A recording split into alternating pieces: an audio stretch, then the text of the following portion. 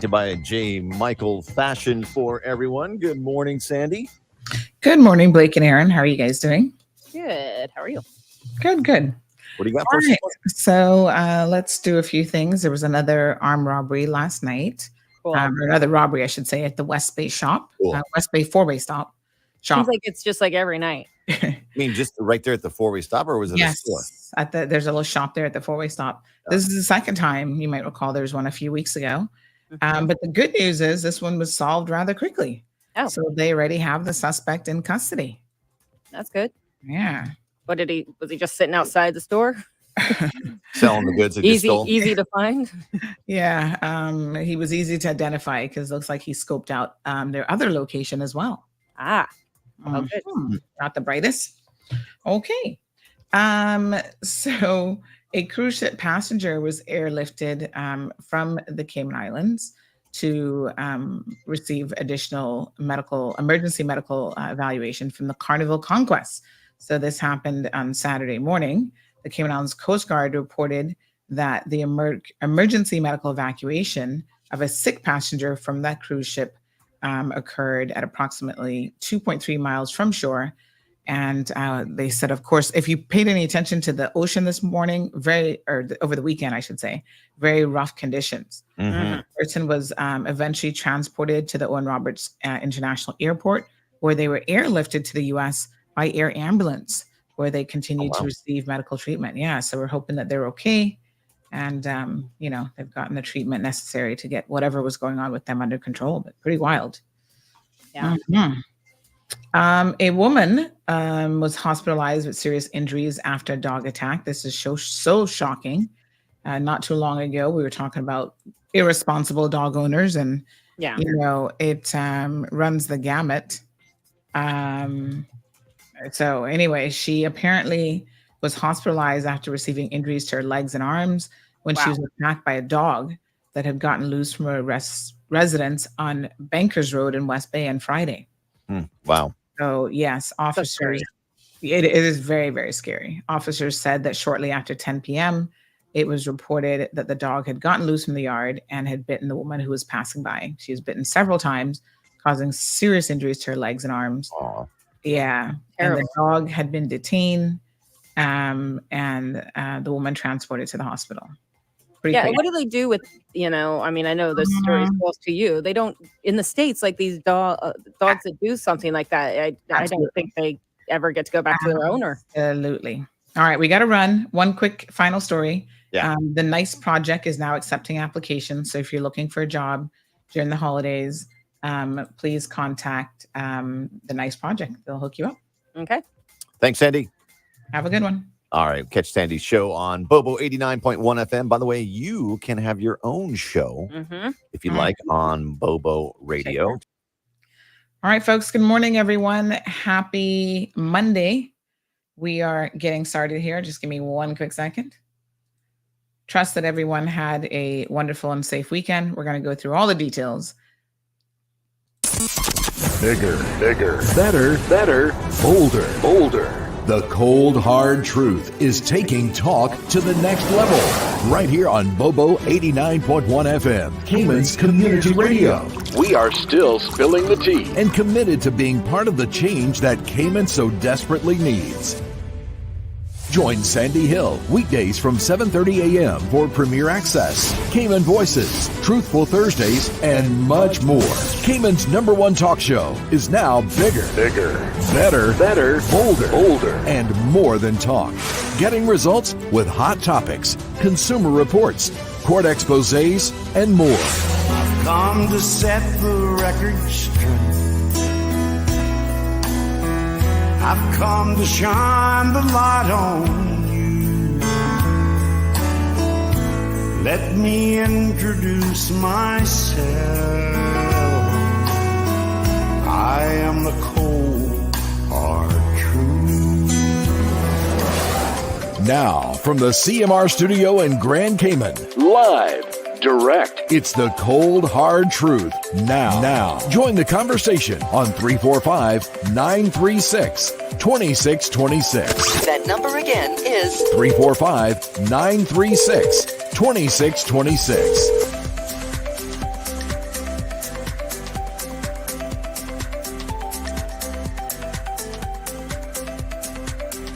Good morning and happy Monday. We got so much to cover today. Yes, indeed. Happy Monday. Happy Monday.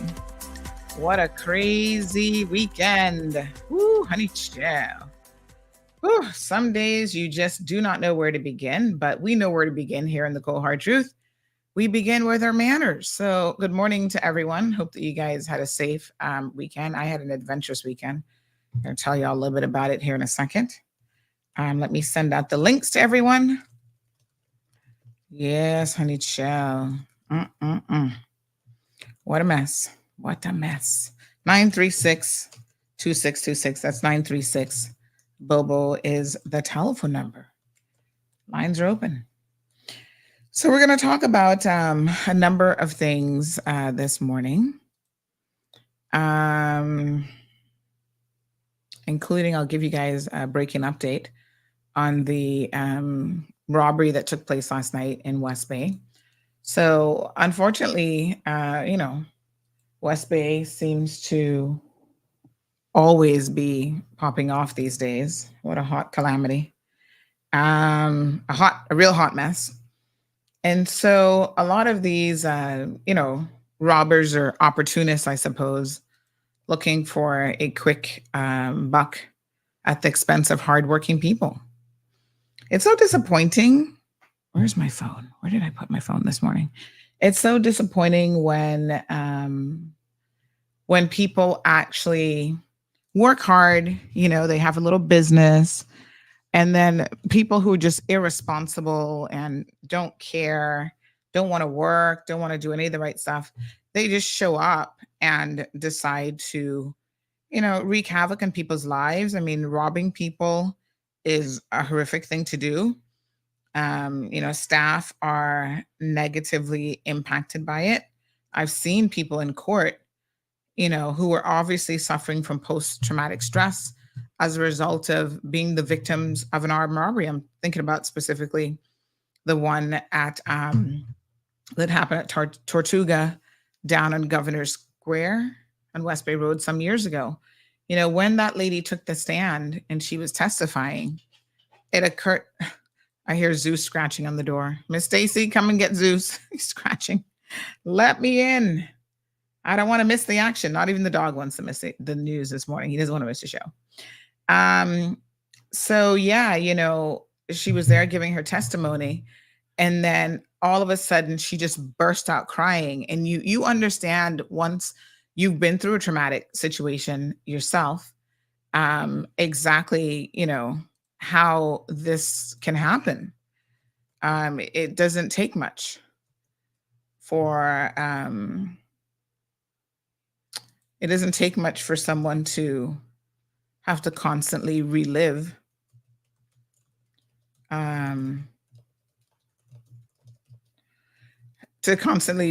the situation, and getting up in a court of law and having to relive it during those circumstances, recalling all the details, recalling someone having a gun to your head, hitting you with this gun. I mean, when the poor woman started crying, I really felt her pain.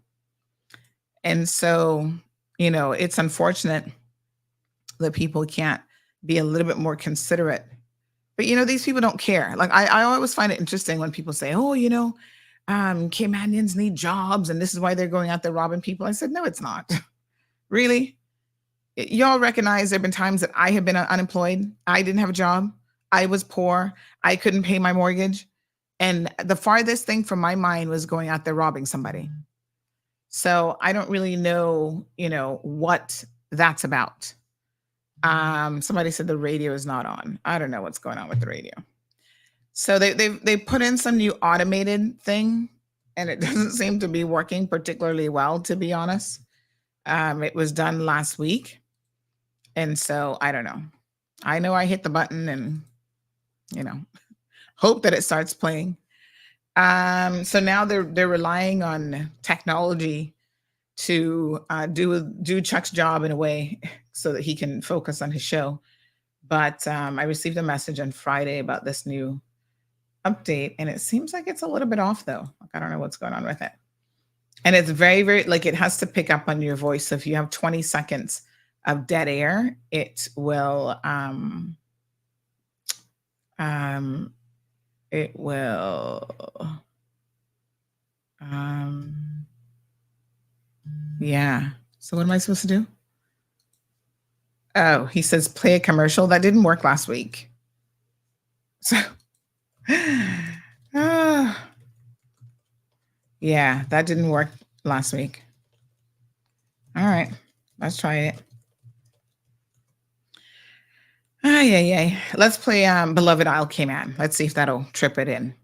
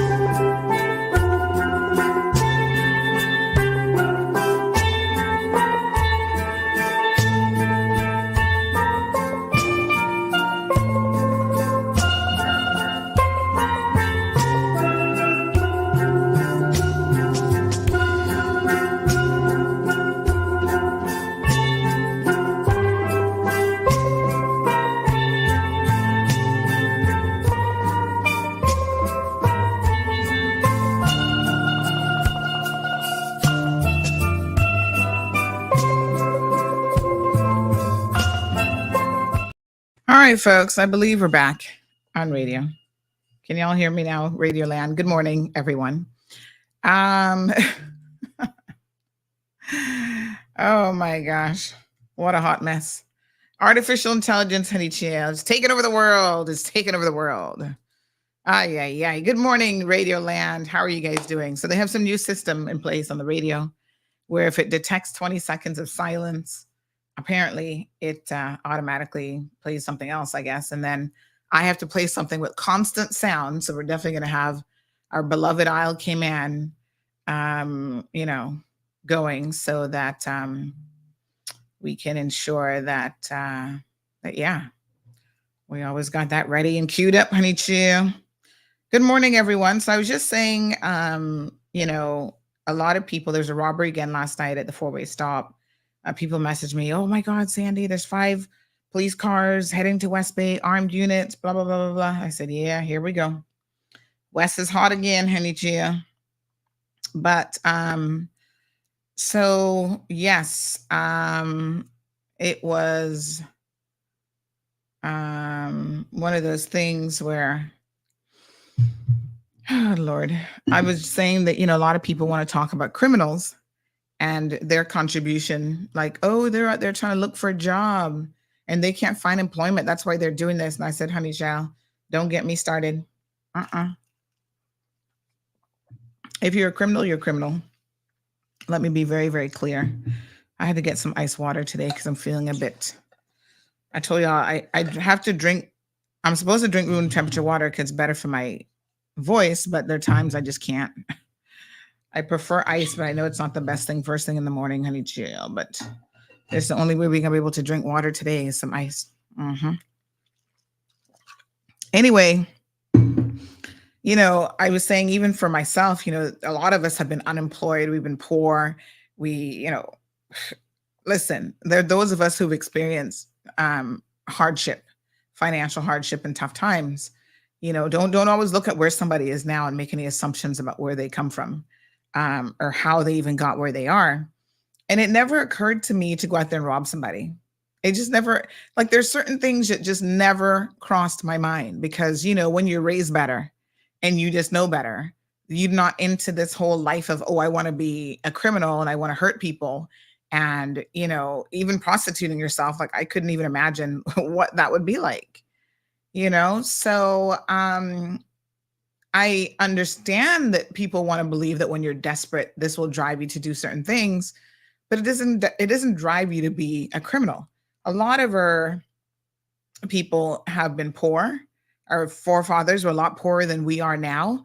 I have a Cayman Voices segment coming up. And when I hear about our parents and some of them are now in their 80s. So maybe they're your grandparents if you're a little bit younger, and what they had to endure and what they had to go through, like no refrigerator. Like they remember the days of no electricity, no refrigerator, and all this kind of stuff.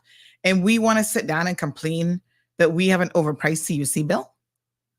I was like, how about trying life with no refrigeration, no electricity at all? You know, it just has occurred to me that we have, in so many respects, just really gotten soft. And I don't know if this is something that has been beneficial to us in the long run. But what I do know is that we need to stop giving criminals excuses for their bad behavior. There is no one who can tell me that any of these guys have made a legitimate effort in most instances to even find employment. These are kids who unfortunately have grown up in environments where they were exposed to all the wrong things from an early age. A lot of them are drug addicts. So sometimes the robberies and the stealing is to feed a drug addiction. Some of them have mental health issues that have not been addressed. And that's, sad, but they also need to try to do their part. There are a lot of resources available on this island, and sometimes people refuse to avail themselves of those resources. It's just like, the court had to say with Tiffany, you've been given a second chance. You had nothing recorded on your record, and, very minimal stuff that you had to do, including essentially, get professional help, services that are made free to you. And she refused to do it. Talking about, she's going to use talk therapy. I was like, what the frig is talk therapy? Talk therapy? Oh yeah, I'm just going to talk to my friends about it. She wouldn't even go and speak to a professional. I was like, are you people kidding me? Talk therapy. That's the foolishness that she told her lawyer for him to tell the court. I was trying talk therapy first. I said, you see how irresponsible our people are? Like, honestly, really? Talk therapy. Stop giving criminals excuses. And I don't care if the criminal is pretty in pink or ugly in white. It does not really make a difference what these criminals look like. They are destroying our country with their foolishness. And so I don't have any qualms about calling a spade in this regard. So those of you who are joining me on the radio, we're talking about another armed robbery last night in West Bay at the four-way stop.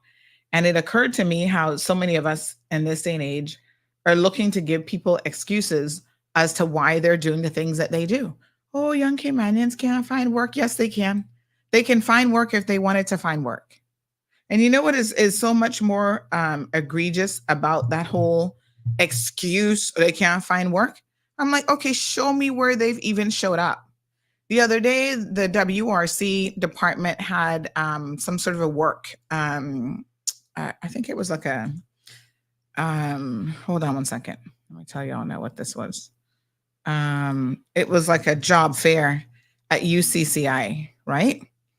And they had quite a few people. I must say, I think the attendance wasn't too bad. And it was in relation to the construction industry. And so they were encouraging young Caymanians, if you're interested in the construction industry, they had a lot of construction companies come out there. And, I hate when people turn off this disappearing message because then I can't even find the information on it now. But anyway, a lot of people were able to come out to this event. Somebody said, here it is. Thank you. Yes. I love my co-hosts. Y'all are so on the ball. I was trying to clear out my messages. Thank you, sir.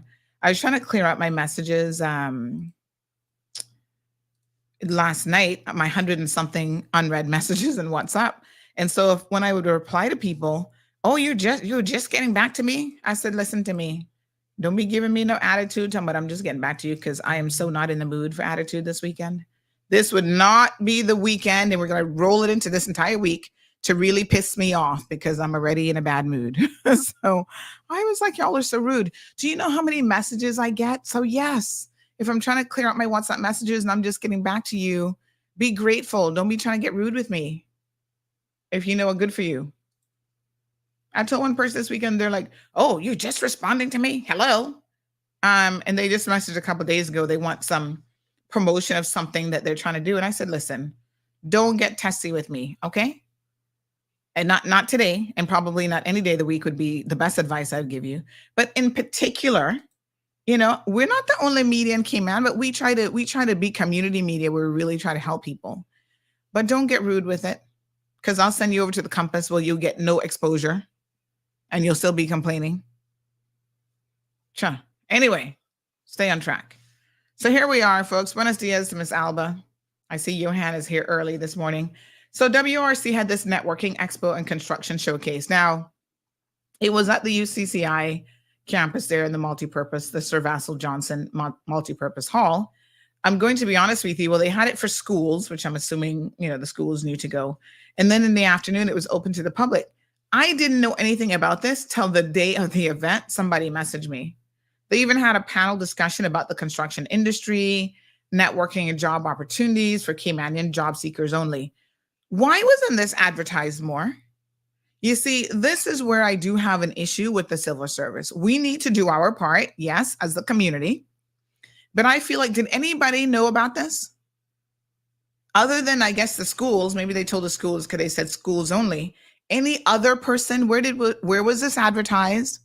You know, where did we hear about this? I knew nothing of this until the day of the event. And sometimes it's too late by then. You can't be telling people, oh, show up today.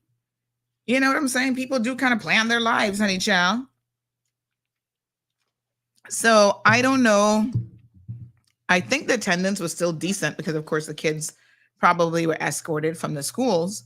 But, you know, there's a lot of Caymanians who could very well be interested in the construction industry who would have loved to have had the opportunity to show up. So do better, government. Damien says it was on all of the Pinoy Facebook pages. Ay, what a hot mess. I tell you. I mean, I like that WRC has done this industry-specific networking and construction showcase. I think this is a marvelous idea. All I'm saying, WRC, is do a better job with letting the community know when you're having these types of events so that we can actually show up. We can be there. So simple. Oh my God. All right. So, good morning, Alice. Stephen is here. Strong Wilt, good morning. Says, you look very sexy. Where can I get that top? Amazon. Thank you very much. This is a top I purchased. You know, I don't always buy clothes, and I actually hardly buy clothes on Amazon because I feel like you just never know. It can be so hit or miss, but I kind of saw this top. I said, oh, that looks cute. So I got in 2 colors, and I might buy a couple more colors because, yeah, honey, child, it's not bad. The material is nice. Thank you very much, Strong Wilt. Miss Barbara's in the house. Johan is here nice and early. Johan says talk therapy is listening to Auntie Sandy in the morning, plus calling into CMR, or waiting to see who she's calling, plus about to blaze up daily. We're still waiting on the Minister of Labor to tell us why he refuses to pay his pension arrears. Minister, we're not going to let this go. And we're going to hold you and the leadership of the UPP up responsible for this ongoing breach of the law, because they made you labor minister knowing full well that you have this infraction on your record still. You better find yourself some money out of the next paycheck and clear up those arrears. You got to do better. You know, we're talking about lawlessness and lawbreakers, and here we have our very own government officials breaking the law as well.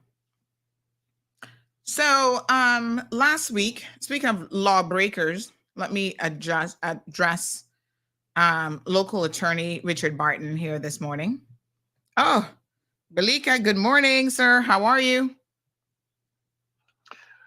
Morning. Good morning, Sandy. Am I on? Yes, sir. Good morning. How are you?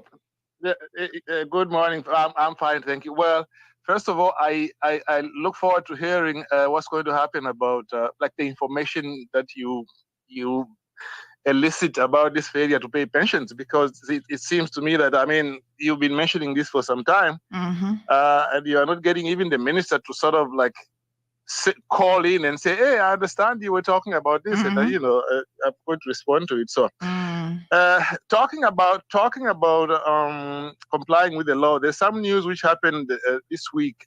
First of all, I want to send a shout out to Miss Sharon Ralston, the Ombudsman of the Cayman Islands. She is coming out with a number of decisions which I think are impacting society. Oh, good. Now, you will remember, you may remember, in June this year, she chastised the judicial administration for deleting a record in an ongoing case after an FOI request was made, and that decision was put on her website. Now, there is another one which has been made. She made this decision on the 8th of November 2023. Essentially, what she has done, she has found the Judicial and Legal Service Commission guilty of maladministration. Now, people will know that the Judicial and Legal Service Commission is that body of high-powered judges who recommend appointment of judges. Now, let me read to you 5 lines with the essence of the decisions. Okay. She has said, quote, "I found that maladministration occurred due to the failure of the Judicial and Legal Service Commission to update its complaints policy for judges to bring it in line with the Cayman Islands Constitution." Then she went on, this is the first count. The second count, she said, given that the Judicial and Legal Service Commission appears at the very least not to have acted with any urgency in complying with its constitutional responsibility to draft a complaints policy, I found that this extraordinary delay of some 7 years amounts to maladministration, unquote. Basically, in other words, what happens is under the Constitution, they had the duty to lay down some rules so that a member of the public who wants to complain against a judge can file a complaint. And they had a duty under the Constitution. They admitted that they had this duty under the Constitution. This is 2 years ago when I wrote to the governor and we had a back and forth. They admitted they had this. And this year, again, they said, no, we don't have the duty. The ombudsman says, no, you have the duty. You are guilty of maladministration. Wow. And she made a point of saying that, you see, 2 years ago when this arose, you should have treated it with some urgency. And up to now, you haven't done anything. Now, just to close, let me close by saying who are the members of this commission, just to show how significant this decision is. The members of this commission are some of the leading judges, not just in Cayman, but also in the region, as well as one from the UK.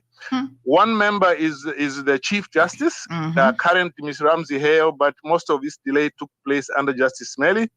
Sir John Goldring, who is the President of the Court of Appeal in Cayman.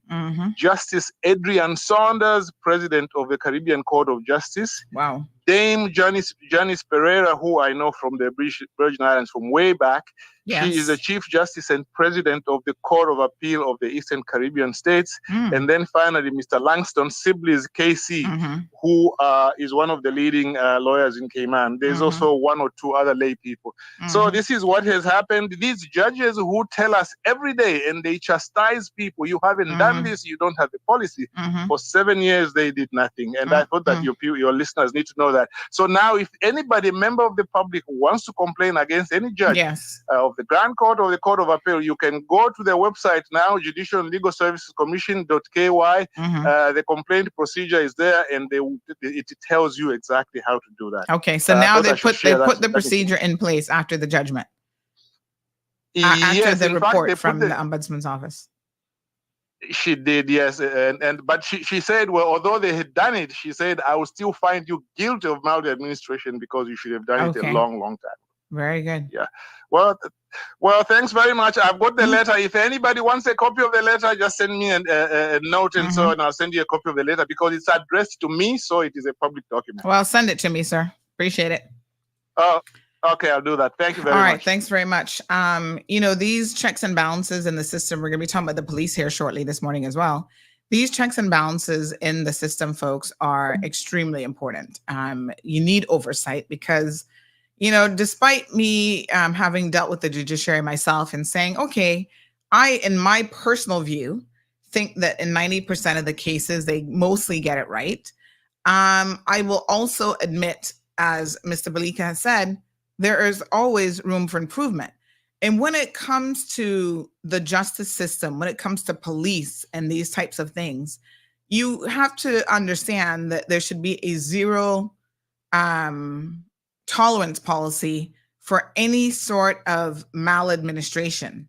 Now, as a layperson, I do want to speak this morning a little bit about what some of my observations are, even when dealing with the police, because gosh, I feel on the one hand, I'm critical of them because they have a job to do and their job or lack of doing their job impacts all of us. But on the other hand, I have some sympathy for them on occasion as well, because I understand the complex nature and difficulty of what it is that they are attempting to do. And this is precisely why they need to be adequately trained. So we're going to talk about that here this morning as well. So Mr. Balika, thank you so much for sharing with us, that information, because we need to know about these decisions that are coming out of the Ombudsman's office. I'm so glad that Sharon Ralston was given this opportunity to do this job, because you guys know the score. They basically, her application disappeared when she applied for this job. This is a Caymanian attorney that's well qualified. Applied for this job, and her application, just did a file 13. Nobody seemed to have known where her application went. And it was when we brought it up on the show that mysteriously, all of a sudden she got a call. And then I think after that was notified that she had gotten the job. There's just certain things that happen in this country that really make me question what the heck is really going on around here. And so, we don't put up with any and tolerate any foolishness, regardless of who it's coming from. So if the judiciary needs to shape up, then they need to shape up, right? There should be a complete process. Nobody in theory and in practice should be above the law. So there has to be a complete process in place for everybody, including judges. How can you not have a complete process in place for judges when they've already had that case from way back when a sitting judge was removed from the bench? Remember that case against poor, I can't remember her name now, the Indian lady there that came by way of Jamaica. And that was a really unfortunate case. I got to know her over the years and I quite liked her, but that has nothing to do with the matter at hand. Whether you like somebody or not is neither here nor there. You have to do your job. And in certain jobs, you have to do it without fear or favor. And, nobody's above criticism. And so criticisms were levied against her. If somebody can remember her name, please let me know. I'm picturing her now, actually. But, criticisms were levied against her. And the whole case came out of that, and a whole decision, whatever. So that was years ago. Levy, was it Judge Levy? That was donkey years ago. So tell me how you can have a sitting judge removed, and this is a case that if you go back in the books, Levers, thank you. I was close, not Levy, Levers. Yes, Justice Priya Levers, right? And this was a big case. It even went to the Judicial Committee of the Privy Council. How can you have a case like this, may she rest in peace, but how can you have a case like this go before the Privy Council, the Judicial Committee of the Privy Council, and now we're sitting back saying that there's still no official complaint procedure in place for members of the judiciary? And this was back in like 2010. How many years ago that is? We're in 2023. Somebody do the math quickly for me. That's what, 15 years? I don't even know. But my goodness, 8 years? No. That's not right. Hold on. 2023. Y'all can tell I'm horrible at math. 13 years. Thank you. So, this is the kind of thing that I'm saying, right? 13 years later, after a case like that, you would have thought, the judiciary would have said, oh gosh, well, we need to make sure that there are procedures in place for anybody who has a complaint against the judiciary to be able to lodge a complaint. And yet there is none. If you have a complaint against attorneys, for example, there's a case now that we just published on the website. I have people all the time, Miss Sandy, I've got a lawyer who's doing this, and this. Who do I complain to? And I was like, I guess send it to the judge. I don't know. Send it to Chief Justice. There should be a clear, procedurally, a very, very, very crystal clear procedure of how to do this. And it should not be hidden. It should be very, very easy for anybody to find and anybody to start the process. Why are you making it so difficult for people, the people of this country, the citizens of this country, to hold the higher ups accountable as well? Listen, y'all holding us accountable every day when you drag her behind the court, whether it's justified or not. You're trying to hold us accountable. So likewise, y'all need to be held accountable as well. So, Mr. Balika, thanks for that update. I think that's a really, really important decision coming out of the Ombudsman's office. They do some good work, but again, I wish that they would tell people more of what their services are. You know how long I've been inviting them to come on the program? And every time, oh yeah, we'll come on, and then excuse comes up as to why they're not able to come. My God, I'm only trying to help government. I'm trying to help you all tell the public what it is that you do, how you do it, how people can avail themselves of your services. And y'all just don't even care. And you know, the irony is, if I invite you to come on, I'm not going to charge you to come on. But if you want to come on, I'm probably going to end up charging you because y'all ain't got no sense. Y'all need to get it together. My God. Somebody says, I wrote a complaint to the Chief Justice about leavers and he never replied. Well, we have a new Madam Chief Justice in place. And she has a lot of, she has a lot of objectives and goals. And she's already started to do some in terms of modernizing the judiciary. I'm glad to hear that she's obviously taken this judgment to heart and already put a complaint procedure in place. It's available on their website. So we want to ensure, I'm going to actually make sure that Renee covers this case. And, let me just see if I can get this. Ombudsman decision. I got to do it in real time, child. Let's make sure we get this story up. Research this matter for a story. Yes. So, this is good to know that she's already put that in place forthwith. As Mr. Balika rightfully said, most of this did not happen under her watch, but she's got to clean it up and she's got to fix it. There's a lot of room for improvement. There's a lot to do. You know, one of the recommendations I've made, because I don't know if you guys have ever had the opportunity to read a court file, but only God knows the scribbling on them, how anybody can interpret it. A lot of the young ladies in the criminal registry division have become kind of experts at poor handwriting. It's like doctors, judges, and magistrates and lawyers must have the worst handwriting in the world because you can't understand a damn thing that they're writing. And they write on the physical file. So they'd be like, to return this date, they write what actually happened. And it occurred to me, especially at the summary court level, that this is such an easy fix. Like, I can't understand why this has not been modernized. I'm going to say it again because I've said it before and nobody has taken me up on my offer. So I'm going to say it again. Listen, this is what you do. Most magistrates have a laptop in front of them anyway. Yes? Okay. Most of them can type. Even if it's 2 or 4 finger typing, they can type. Maybe it's not all 10 fingers that they're using, but they can still type. Okay? So what you do is you attach a label printer to that. And I'm talking about, as a matter of fact, I have one here that is underneath a cupboard that I don't even use. Shall I donate it to the judiciary? Are you guys that strapped for cash? I can make a donation. I mean, it's not new or anything. I've used it in the past. But it's like the labels that are, I don't know what size that is, like this. It's one of those dynamo label machines. So you can do like it can take different size labels. You can do like address labels, whatever. Honey child, you put that in there, right? Or something similar. And you type up your little notes. You print it off in real time. You do it like in a little Word document, labeled document, whatever. You can even spell check it. And then you take it off and you stick it on your folder before you hand it to the staff, who then take the folder back down to criminal registry. Yeah? And so that when somebody picks up the file, it is clear what that is. There's no scribbly, scrabbly writing. It says exactly what has happened, case deferred, Crown dropped the matter. You can understand it. Like literally sometimes we're sitting there looking at it with a magnifying glass, playing hieroglyphics. Like, what is that word? What does that say? What does that mean? And this is something that is so easy to fix. And it doesn't really take any significant degree of training. Because like I said, most of the magistrates know how to use a laptop already. And they know how to type, even if it's 2 fingers. And it just is so much more professional.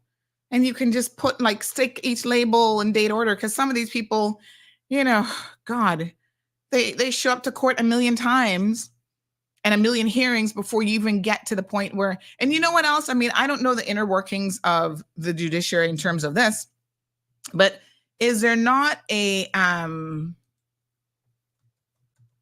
is there not a process, case management software, right? Where even in that, you can say that the person appeared in this date. And I'm sure there's something on the back end that they must have. And does that not have any integration or capabilities to be able to print off the notes and stick that in a file instead of handwriting on files? I'm just saying, these are the little things that really make a big difference though, Anyway, so thank you for that update. Good morning to Aliano. We've got a caller this morning. Good morning, caller. Welcome to the program. Good morning, Sandra. How are you today? Good morning, darling. How are you? I'm pretty good. I'm blessed. We all are. But do you know of any child or any teacher, school, whatever, that your computer that you're talking about, that you could donate? Listen, Sandra, you know better than I do. Those judges make more than some of them should make. Let them buy it. Did they buy you any? Listen. No, Sandra, you're wrong. Give that to some poor child that don't have a computer. Well, no, that's just a label machine I'm talking about. I wasn't talking about a computer. But let me say this. The judges don't have to buy it. That's what the public purse is for. We, the people, can pay for it. I'm just saying, let's modernize the process. I bet you they have their laptops at home. I bet you that one thing. No, please no. Donate it to somebody else, some needy, really needy person that can work that sort of thing or something like that. I just want to say this. You know that we have a mental institute, which is, I wouldn't call it an institute because they're built beautiful they're built cottage styles. I don't know if you have seen them. No, I haven't had an opportunity, but after this weekend, I might have to check myself in. They're built cottage style, Sandra, and they're really, really pretty. Now, I'm hearing, I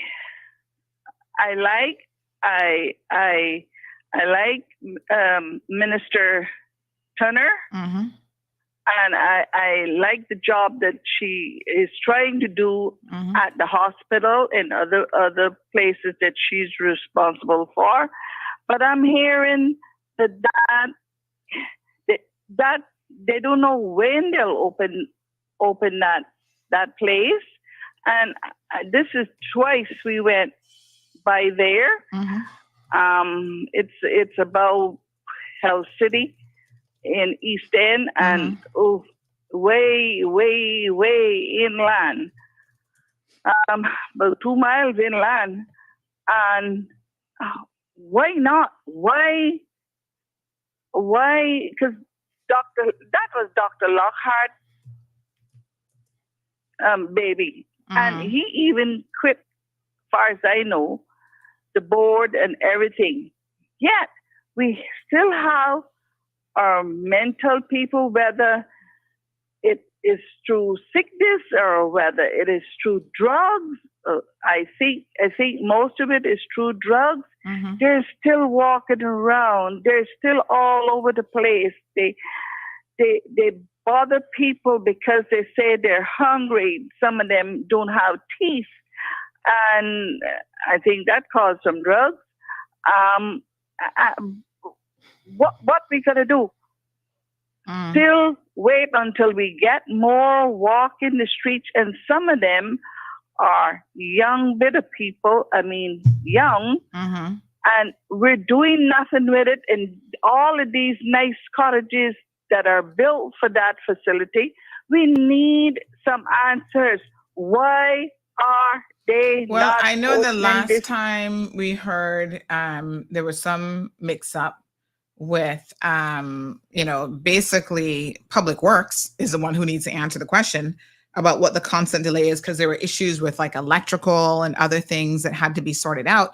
And the ministry is not going to take the handover of that place until they have a proper CO, certificate of occupancy, which you can't blame the ministry for. So these are things that are outside of the minister's I wouldn't hands blame at the this ministry stage. for that.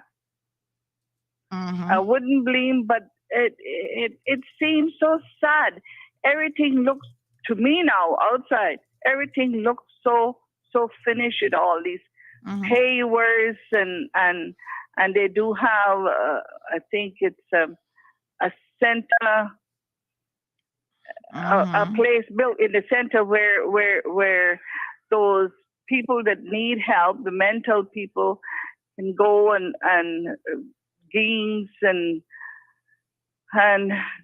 computers if they can still work one and stuff. Maybe hopefully they get it open soon, because it is more and more, and then we have something like 16 or 18 in Jamaica alone, 4 or 5 in United States alone. Let's see if we can get an update on it. But I will say something interesting is I did make an observation last week when John was talking about how he had gone. He was trying to say that he had accomplished a lot, but as a minister of health, I question his recollection of facts. But he did say that he had gone there to visit his father, who I guess was a mental patient, and other people there. And he was saying, we need to get our Caymanians back here. And he wasn't able to deliver it under his watch either. So I agree that this facility is something that is very much needed. Let me make some inquiries into what the continued delay appears to be. Last time we were told that really it came down to, to construction related things. And there were issues with, elements of construction companies hadn't quite finished what they needed to finish and so on and so forth. I hate to tell you, but if you ever tried building anything in Cayman, you could probably understand exactly where the delays lie. But let's find out. Yes. And we went through all of that. Yep. We went through all of that. I'll find out some more. I thank you. Okay, Sandra. Thank you so much. I thank you very much, and good morning again to the listening public. Thank you, ma'am. 936-2626 is a telephone number. We'll ask the powers that be exactly what the continued delay is. But like I said, I doubt anything has changed in terms of why it's happening. It's a public works project. They're ultimately responsible for making sure that these things that, they'll outsource stuff, and they're responsible for ensuring that it's completed.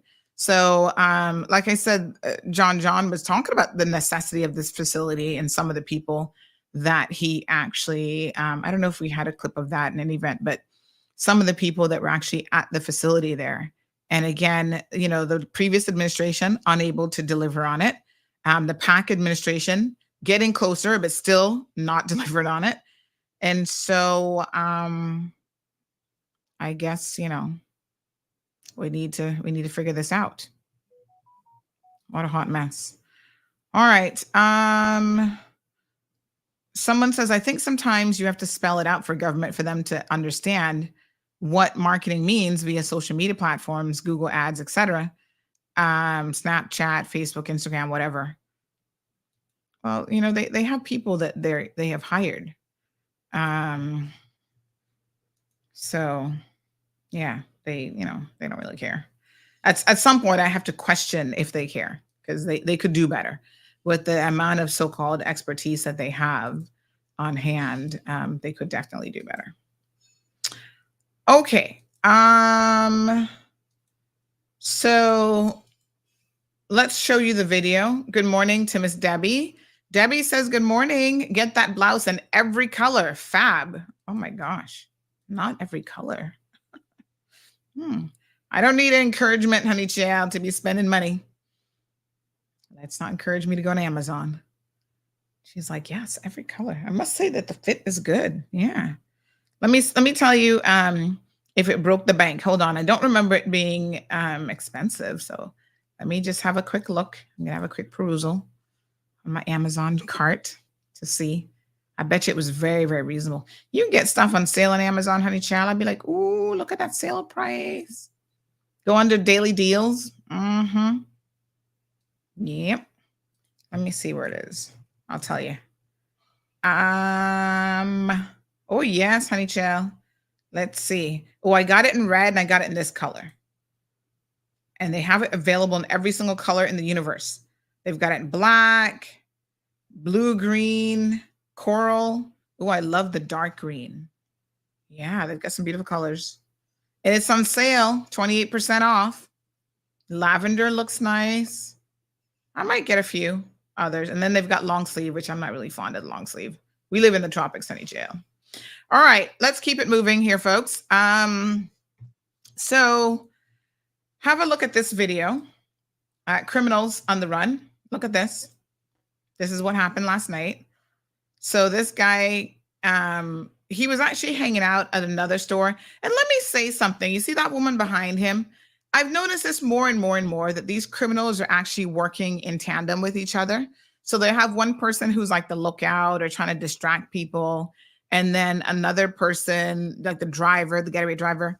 So if you're a store clerk, and I know that this is a little bit challenging for some of these mom and pop, look at her behavior, right? I mean, the body language says it all. Who walks into the Caribbean store where the temperature is always hot in the region with a long sleeve hoodie on? Like, what are you trying to hide, girl? Please. Okay. You know, a lot of these mom and pop stores, they'll just have one person working. And I think this is where things are going to get a little bit interesting. They only have one person working. And so, you know, that one person, poor thing, how much are they able to really keep an eye on things? You know, they can't be looking at everything plus cashing people out. So let's be very, very realistic about what our expectations are for clerks. And somebody said this morning, when the little Filipino guy got robbed, they were like, oh, Sandy, if that was me, I would have beat that guy up and da-da-da-da. And I said, you know, it's easy to say that. Trust me, it is easy to say that. But when you're in a situation and you're in the moment, it's not really that easy to do it. We all have in our heads what we're going to do when they come for you. When the robbers come for you, you're like, oh, yeah, I'm going to be ready for them. Sandy, I'm going to box them down. You don't know how you're going to react in the moment of fight or flight or stress or whatever, right? Some people like legit pass out. Like they can't even deal with the situation. Let me see here now. Yeah. So, you know, they listen, don't assume really and truly what it is that you're going to do, because you simply never know. So I'm not here to judge. I mean, I hope that when they come, I gotta have something close by that I can box them down, but you never know. You might just have to hand them whatever. I'm not walking with anything of value. I'm like, what you gonna take from me? I'm not walking around with nothing. I ain't got no cash. Just leave me alone. So here is a second video footage. You know, here he comes from behind. Look at the idiot with a mask on, and the mask falls off.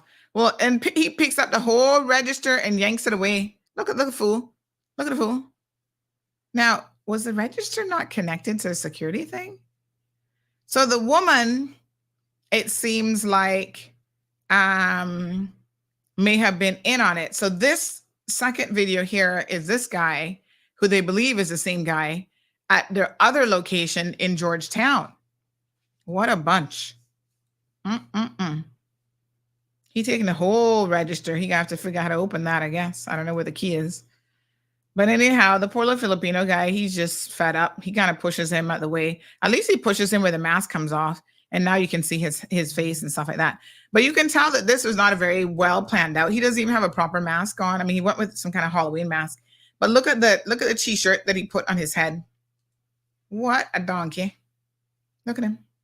Taking the whole register. Now they have to replace this register. I don't know where he took it off to and whatever. I mean, you got to bolt down your registers to your counter. That's the first common sense thing here, folks. You don't make it that easy for them to pick it up. You have to pick up the whole damn counter to go. Someone's asking why doesn't the video have audio? Again, the video quality isn't too bad with these, but these are the things that you got to make sure if you're going to have security cameras around the place, you have audio as well, because you can get a lot from what people are saying and how they're saying it and so on. So I'm proud to say that they've already made an arrest in that case. That looks like a pretty easy one to solve. So there you go. What a hot mess. And we got to have a revolving, this revolving door of these criminals coming in and out. We've got to do better and make sure that we can try to keep them incarcerated a little bit longer.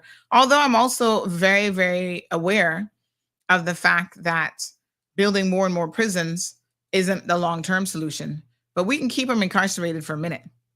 In fact, I think we need to start extraditing them. We could have an export business of prisoners and make it very lucrative for some regional countries to be able to take our prisoners, pay them a good little bit of money now. And listen, it would still be cheaper than what we are paying them here for. So good morning, live on the radio, honey chow. Hello? Yes, you're trying to get on the radio? But my dear, you can't call me when I'm live on the radio to have a conversation and not expect to be on the radio. So when I say I'm live on the radio, that means like real live, not 5 hours later live. You understand? So you have to call me when I'm not on air. All right? Okay, dear. Some woman she wants exposed. I'm like, who in Cayman don't know? 7:30 to 10:30. Where can Sandy be found Monday to Friday? Pon the radio, pon the line. Y'all need me to play my little pon the line thing? Yeah. This is the Cold Hard Truth News Podcast. Cold Hard Truth News Podcast. Come make we talk on the live broadcast. Come make we talk on the live broadcast. You heard the man say live broadcast, y'all. We're live and direct. All right, honey chow. Good morning. So, yes, they caught him now. So I also understand from my sources, my unofficial sources, that they probably that they've arrested a woman as well. Not surprised. So we'll keep y'all updated. So somebody says that she was talking with him before she came into the store. So they're not necessarily surprised that they may have been working in tandem. This source says that she lives in Scranton and he was there last night with the same clothes on. They call him Sparta. That's his street name. I don't know what his real name is yet. Whoever Sparta is. And the girl's name is Malika. Well, both y'all can now go and spend some time at Her Majesty's Palace. Courtesy of, unfortunately, the good people of the Cayman Islands. Somebody said her talk therapy is to lie. Speaking about that situation earlier with Tiffany. What a hot mess. Yeah, she has a problem with the truth. That's for sure. This person says, good morning, Sandy. I had a great laugh when you said UPP up it sounded like UP up. Taught the computer system, but I don't know. Oh, that's the computer system, but I don't know. You mean the register? No, that's the register with the cash in it. What a hot mess. All right. Let's keep it moving. This person says that blouse is truly complimentary to your chest. Lord have mercy. Looks so lovely. The loose fit definitely is your style. It's actually not really loose fitting. You know, if I back up, you'll see that it actually fits. It comes in and fits in the midsection as well. And it doesn't make that belly look too big. I must admit, it's not too bad. Oh, His Majesty's pleasure. My apologies. It's no longer Her Majesty. Okay. All right, beautiful people. Let's keep it moving. What about the trust and authenticity, on a removable label? What about the trust and authenticity on a removable label? What do you mean, trust and authenticity? This person says, deliver it to me. Donate to me. I need a label maker. I don't understand when you say trust and authenticity of a removable label. When you stick those labels on something, they're not removing like that, honey child. It'll be obvious that a label was removed. But who would be removing it and doing what with it? There is a chain of command, like chain of custody. There's a chain of how these files are handled. So they don't just go in any and everybody's hands. In fact, when I go to view a file, there's a whole protocol where someone has to sit there and watch me viewing it. And I can't photograph files. I can't do anything like that. So there are protocols in place about how you handle an active file. And they actually remove certain things from the file. Now, y'all don't know this. I'm going to tell y'all something that a lot of you do not know. So there's going to be a shocker, a little something about me. But I actually used to work in the DPP's office for a very short period of time. Yes, honey child. Y'all didn't know that, now did you? You see, you learn something new every day.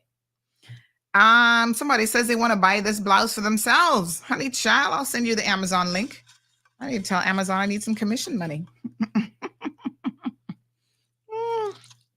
So when I was in law school, I did like a little internship with the DPP's office. Honey child, one of the things I learned in quick order is a lot of the files you do not want to look at, because in my capacity there, I could look at files. And so I got to see like photos and stuff of crime scene. Oh my God. Woo, honey, Jesus. We have been a violent people for a little minute now. I'm not gonna lie to y'all. I remember there was one where they found this body. I can't remember the name of the guy now, but he was, I think, stabbed and then left in the garbage bin or something to die. Like you would see these crime scene and accident photos. Woo, honey child. I was like, thank God I have a bad memory. Because I just knew that some of them were horrific and you didn't really want to look at the files. But for the purposes of media, they don't allow us to see that type of stuff. And there are certain things that they do remove from the file. And if it's a sensitive matter like sexual assault, we're cautioned about what we can and can't necessarily say off of the file. So, but sometimes it's very, very interesting and it gives you some additional insight when you're able to read the file. And that's why even with Tiffany's case, before I said a word about her publicly, I made it my business to read her file and read the previous cases. And boy, I was very, very, I learned a lot from her MO. All right. Marshall says the cold hard truth is too much for some government departments to handle, and they just can't take the heat. So they aren't going to come on CMR to inform the public with important information. You know what is so sad about that, Marshall, is I've actually heard people who like sit on boards and stuff like that have said, I've told our department or agency, whatever, you need to go in the cold hard truth if you really want to reach the people. And you know what some of them have said? Oh no, Sandy's going to ask us tough questions and she doesn't give us questions in advance, so we don't know what's coming. I'm like, it's called do your job and be prepared to answer any question in relation to your job. Like, really? Ugh. Anyway, Rough Seas says they've got apps that you can put on an iPad. When you write it, it cleans up your writing when you're done. Listen, there are solutions that are tech-driven, without a doubt, that could easily be utilized by the judiciary. I'm just pointing them in that direction, saying, hey, go figure it out. They have so-called IT people who should be advising them of exactly what it is. they need to do. Darlene says we will see it open when elections come around. What? Oh, the facility. Well, I sure hope they open it long before that, honey child. Because like I said, there's some people who definitely need that residential mental health facility open ASAP. Some, and in my opinion, some of our elected officials need it too. They could do with a weekend stay on our dime. Because, child, when I hear them, I'm like, they can't be playing with a full deck. All right. Magnum Opus says any generational Caymanian that requires the services of the facility won't benefit. Plenty status holders have brought relatives with mental conditions here. Watch and see. They will occupy it. Lord Jesus, you made me think about that one who be twerking on the side of the streets. I still don't understand how Makiva Bush gave her status. I mean, he was just giving it willy-nilly back in 2003, and she was one of those status grants. This is a perfect example of how this man historically has been a disruptor and has done stuff. I know y'all about, he done so much good for the poor people of this country. Y'all need to look at the stuff that he's also done to the poor people of this country that has not been beneficial to us. And you decide which is better, giving you a couple dollars in your pockets, helping you with a sofa and a refrigerator and a turkey and ham versus all the giving away 3,000 status grants. You think that's worth any refrigerator, turkey, ham, or anything else? And then giving it away to people like her and criminals? Sure, I know well. Y'all better know how to look at something of value. No, sir. Rough Sea says it's not much of a deal by the time it gets shipped here. Yeah, I don't ship stuff normally direct.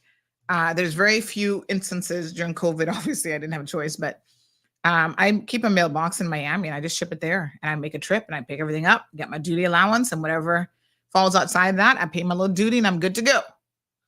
All right. So listen, on Friday, I was supposed to post this, but I'll post it today. I received this screenshot. I don't know what to do with my cousin Sherry Ann, I really need to call her because she is allowing people to use her. And I guess she doesn't mind being used because she's a smart girl. She knows that they are being, she knows that she's obviously being used. So it's not like a question of she doesn't know. Shaka Zulu, to be clear, you're not sticking it on a document. You're sticking it on the folder, which is where they make their notes. So sometimes they even run out of space on the back and front of the fold. And then you don't even know which comes first. Was it this side that they started first? And then the inside, then the back of the inside? You could clearly see dates and stuff on labels that make so much more sense. Anyway, let's leave that alone. So, she fancies herself. I mean, I hear she wants to run for politics in Red Bay. I don't know nothing about that. That's just what the streets are talking. I don't think Sherry Ann would do that. Sometimes we got too many closets and too many skeletons in her closet to really seriously consider running for politics. So we should just leave that alone. But, she likes to support candidates and she lives in Prospect. So she'll throw her weight around in Red Bay or Prospect to say, hey, I'll try to support you. We know Deidre Seymour is supposed to be coming out supposedly as the PPM candidate for, Alden claims he isn't going to run again in Red Bay. I don't believe any of these guys when they say that. I don't believe him. I don't believe Juliana. And I definitely don't believe Makiva Bush. But he claims he's not running again. So he say. And supposedly Deidre Seymour, who's currently a civil servant, has been telling people for quite some time now that she wants to run. I'm going to make a recommendation to Deidre Seymour. Don't waste your time. Because, honey child, like somebody said Friday night, maybe you should stay at the bars. I don't want to go there. But you know what's going to come up if you decide to run. The complaints from your own daughter. I'm just going to leave it there. I'm not going to say anything more. But when you have the nerve to call the police on me, complaining that I am outing your family business because there's been an allegation of sexual abuse on a small child in your family, and you're living in denial and don't even want to address it, I don't think you should ever run for political office, honey jail, because that will be a point of discussion. You can bet your bottom dollar. You want to come and be in the public domain? Go take several seats, honey jail. So anyway, lots of people have political ambitions in this country. And some of them, as it turns out, you know, are starting to campaign in a way. So, for example, where's Kenneth Bryan this morning? Is he listening to the show? I hope he's listening. You guys remember some months back, I think it was still this year, people were complaining about his signage and whether or not he got planning approval and this and that and blah, blah, blah, blah, blah, blah, blah, blah. So one of those people that came out and had the most to say was Richard Martin. He's an attorney at law. Now, I ain't got no problem with Richie, in theory. But like I said, if you're planning to run for political office, please make sure you know that all is fair in this game of politics. So all the shenanigans you've been up to become a matter of public opinion and public discourse. So Richie has written a few things back in March of last year. He is the chairman of I think they've actually fired the entire board now, but no official statement has been made by the government. But he was, or still is, the chairman of the Caymanian, what is he? The Business Staffing Plan Board, BSPB. Sherry Ann sits on that board, I think, with him, as well as Don McLean-Sawney. I'm gonna link, we're gonna sew this story, we're gonna weave this story together for you now, right? So he had a very good piece talking about how businesses have abused the work permit process by shutting out eligible Caymanians and holders of RERC, and instead of recruiting people on work permits. This is a fantastic topic. Now, I do question, and, you know, he wrote this letter to the Honorable Chris Saunders when he was Deputy Premier back in March of 2022. He made some good points. He is the chairman of the board that ultimately will be turning down these applications. So my thing is, he's made a couple recommendations and whatever. It's worth a read. Go read it. But my thing is, why don't you do your job as chairman of the BSPB and simply start to turn down some of these applications, which you have a right to do by law, if you feel like this is what companies are doing? You know, highlight the issue publicly is one thing, and penning this very nice letter, he copied everyone, the premier at the time, Mr. Honorable Wayne Panton, Honorable Andre Ebanks, Mr. Wesley Howell, Laura Watla, who's the acting interim director of WRC, Jeremy Scott, who is the deputy director of compliance. He's now the actual director of works. Don McLean-Sawney, who is his deputy chairman. Now, here's the irony of it. Go and read that letter, right? Fast forward now, here we are in 2023. It comes to the attention of this same individual. So when we talk about being principled, you don't get to pick and choose what you're going to be principled about. Either you're a principled individual or you're not. You can't be a principled individual because it is someone you don't like or a company that you have no interest in and you don't care. But when it is your deputy chair who you had the audacity to copy in on this letter about how people are taking advantage of the work permit situation, taking out work permits, blah, blah, blah. When it is your deputy chair who is breaking the law, the same Don McLean-Sawney, and you have the nerve, Richie Barton, to tell her, do not worry. You have nothing to worry about. You're not going anywhere. Remember this story back in August? Deputy chair breaches permit law. She paid an administrative fine to WORC for multiple infractions, where in her restaurant, in the family restaurant, she employed people and did not even have work permits for them. Their work permits are being held by somebody else. And Richard Barton had the nerve to tell this woman, and other people sitting right up in WORC overheard him, that you have nothing to worry about, Dawn. I'm supporting you. You're not going anywhere. Wow. Richie, we got to have a conversation, because this does not sound like a principled individual. This sounds like someone who's trying to get ready for politics and speaking out of both sides of their mouth and have a different set of rules for the people you like, and everybody else must follow these other set of rules. That's not how it works. You can't do that. Everything you say as a chairman of this board becomes a matter of public information and a matter of scrutiny. Okay. Now, Fast forward a little bit. He was so perturbed and he believed so much in upholding the law of this country that he also penned a letter back in July of last year. Was it July that he, I think it was July. Was it July or this year? But anyway, he's going on and on and on about the billboards for, hold on one second.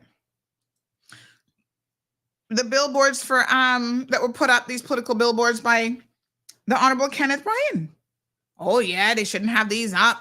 Yada yada yada yada yada yada yada. Okay, all right, Richie, I see you, honey child.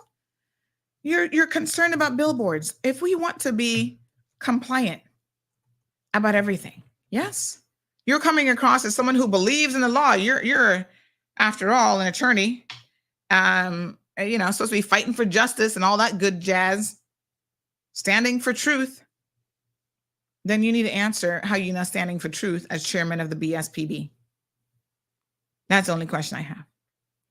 So when he came out about this whole signage thing, some of you may recall I said, oh, honey child, we know you got political ambitions and you've been in talk with the PPM about, they're going to have you run. They better try and start finding some more candidates. They better start vetting their candidates just a little bit better than this because we got a problem. Yeah, it's all fine and dandy to be writing about signage and about Mr. Kenneth Bryan putting up signs and Ray and blah, blah, blah.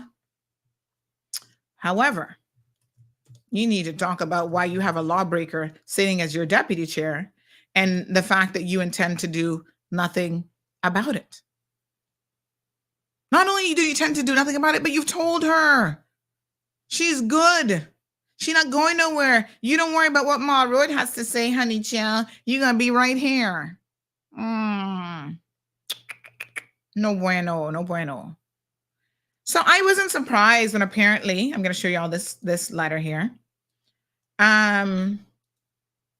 Is this the one that, I got to make sure I've got the right one here. When apparently he sent out this correspondence, let me see if I can find it now, where he actually has decided that I have, I guess, pissed him off and he doesn't like it too much. And so, he's got a problem and he's going to send it to Sherry Ann. Oh, share this copy. Let's talk about media. Hold on. Let me find the link for this. I've noticed a little issue lately with videos I'm trying to import. Not having audio when I bring them in, which is so weird because they have the source has audio, which is just a little bit weird. So give me a second here. Let me see if I can put my finger on this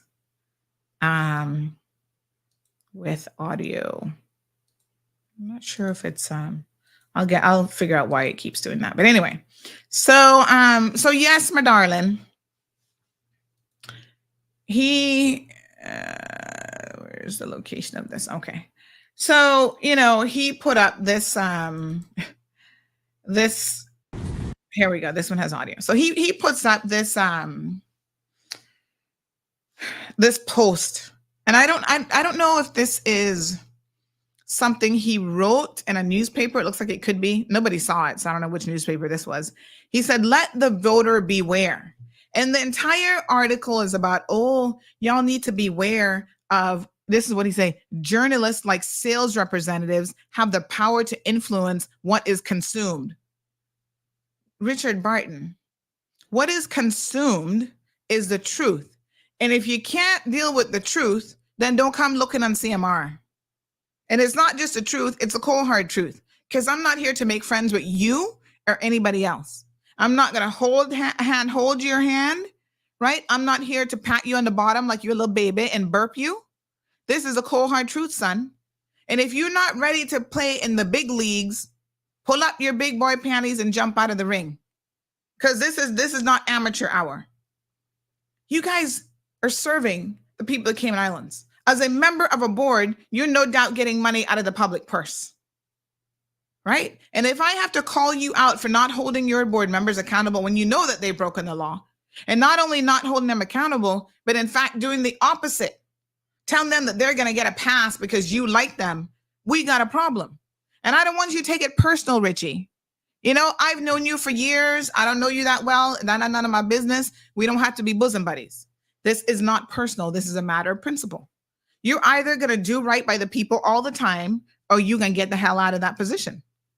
And you can't tell me you're going to do right sometimes. No, honey child. So this is my response. Of course, like I said, they're using Sherry-Ann as their mouthpiece. Talk about selling yourself real cheap, right? And so you see somebody forwarded to her and said, use this version, please. Sherry-Ann, have you gotten notice that you've been removed from the board yet? Have Richie gotten notice? Has Dawn gotten notice that they basically fired the entire board? And they're not going to be reappointing most of you?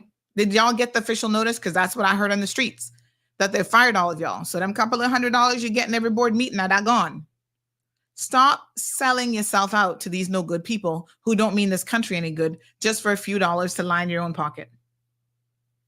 Richard Barton, please listen very carefully to this PSA, because this is for you. Good morning, everybody.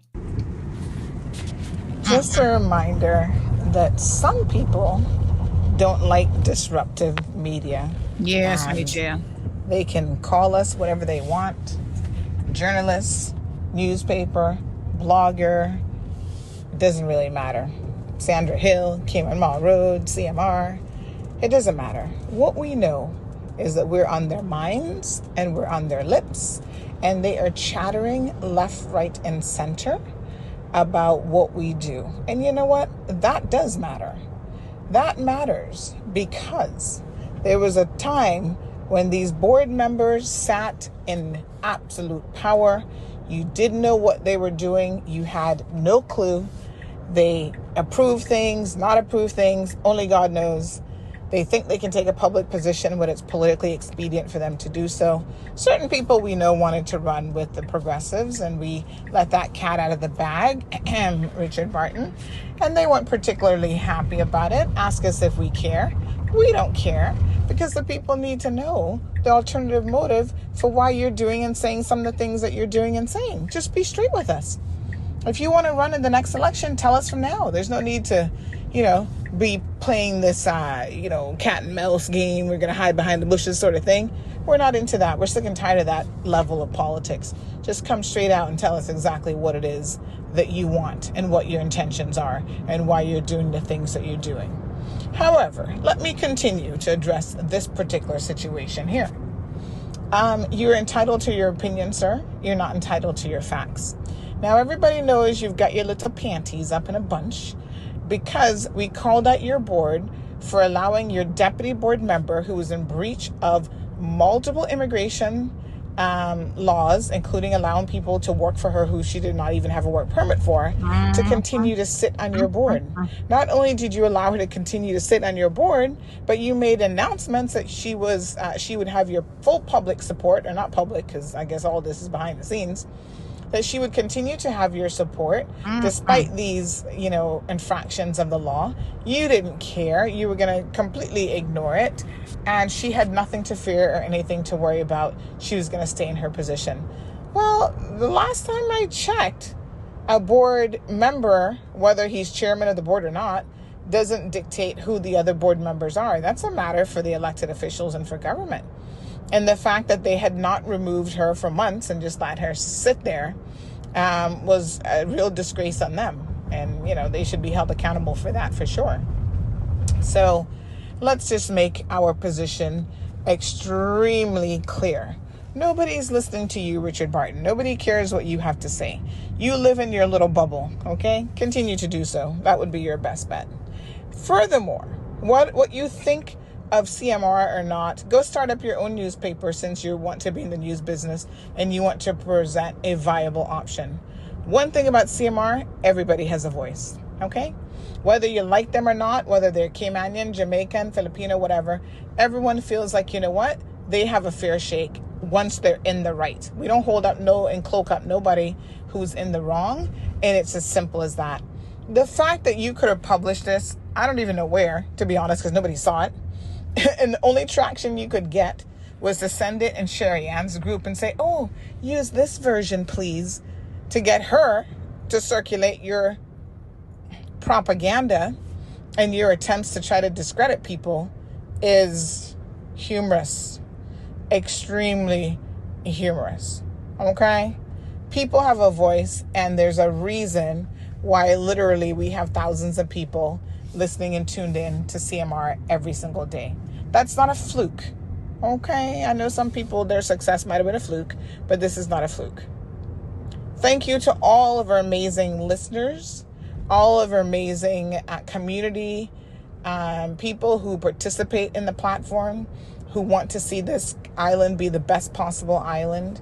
We appreciate you finding your voice, because I know for some of you, it is very, very difficult to do so, especially when people think, that their voice is more important than yours, and that they want to silence you, and they want to tell you what to read and what not to read. We've always said, you don't have to read us. We don't care if you read us or not.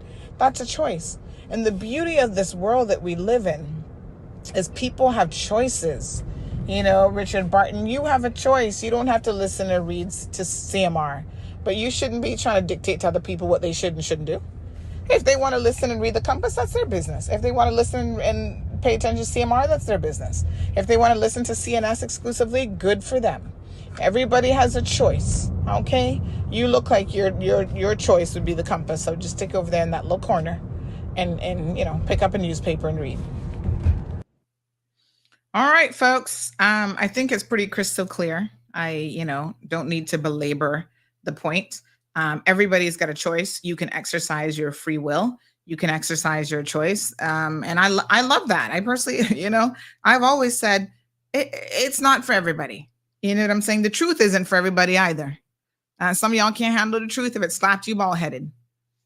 And my personal feelings are you should live in truth. But, if you choose to live in la la land, then that's on you. At some point you might get a dose of reality. I don't really know how it works because I've not had the fortune in life to be able to live in fantasy world. I've always had to have my foot planted on the real ground. But when it comes to the issues in this country, and when it comes to someone like Richard Barton trying to tell people, oh, you mustn't, the media is influencing you, you mustn't listen to Sandy, I think that that's laughable. And not only is it laughable, Richie, but, I also think that it says a lot about what the truth actually is. Richard Barton, an attorney at law, would not sit down, y'all listen very, very carefully to me, and pen something like this if he did not actually know and understand that we are indeed being impactful in this community. And there's a lot of people who simply do not like that. And I don't know what to tell you if you don't like it, but I'm glad that people are listening. The people on a daily basis, I was in A.L. Thompson's a couple of days ago. Big shout out to the staff there. I must say that they hire, there's a few Caymanians there, and one young man, he was actually employee of the month recently. I saw it on their page. I took a picture with him. I'm going to post it up. Boy, he loves to go fishing. He said, I can't wait, Miss Sandy, until lobster season open because I want to go and get some lobster. And he said, boy, I would do nothing better right now than to be out fishing, but he shows up to work. And he is so incredibly helpful. The guy, I had a little issue with a bulb, and I took in the light in the bulb, and I said, this bulb isn't working.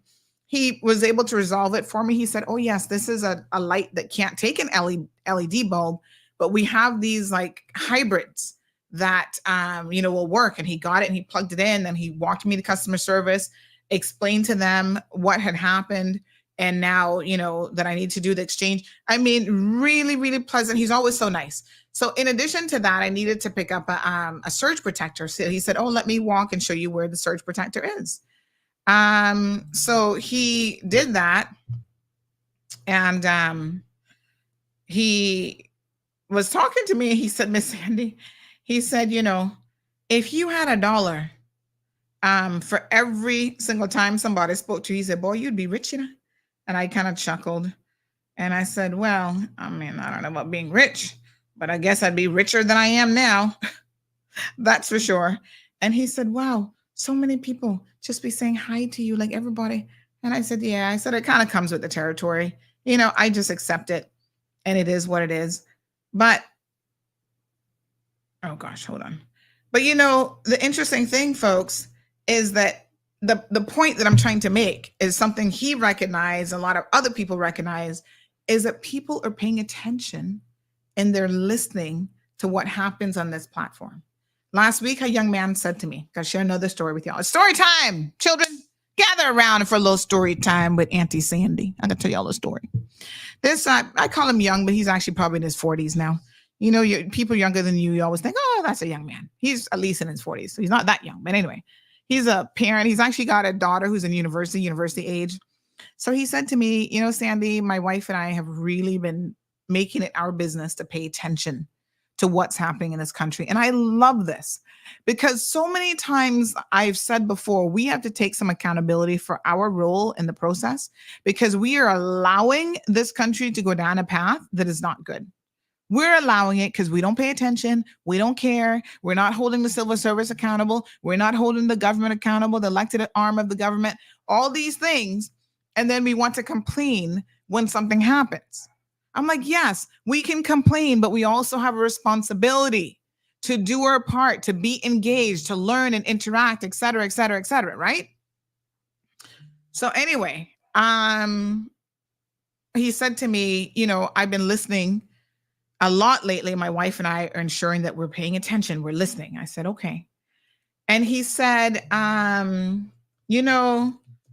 interesting thing is, you were talking about Chris Saunders recently and what happened with the driver. Y'all know the story. And in case you missed it, I'll give you a brief recap.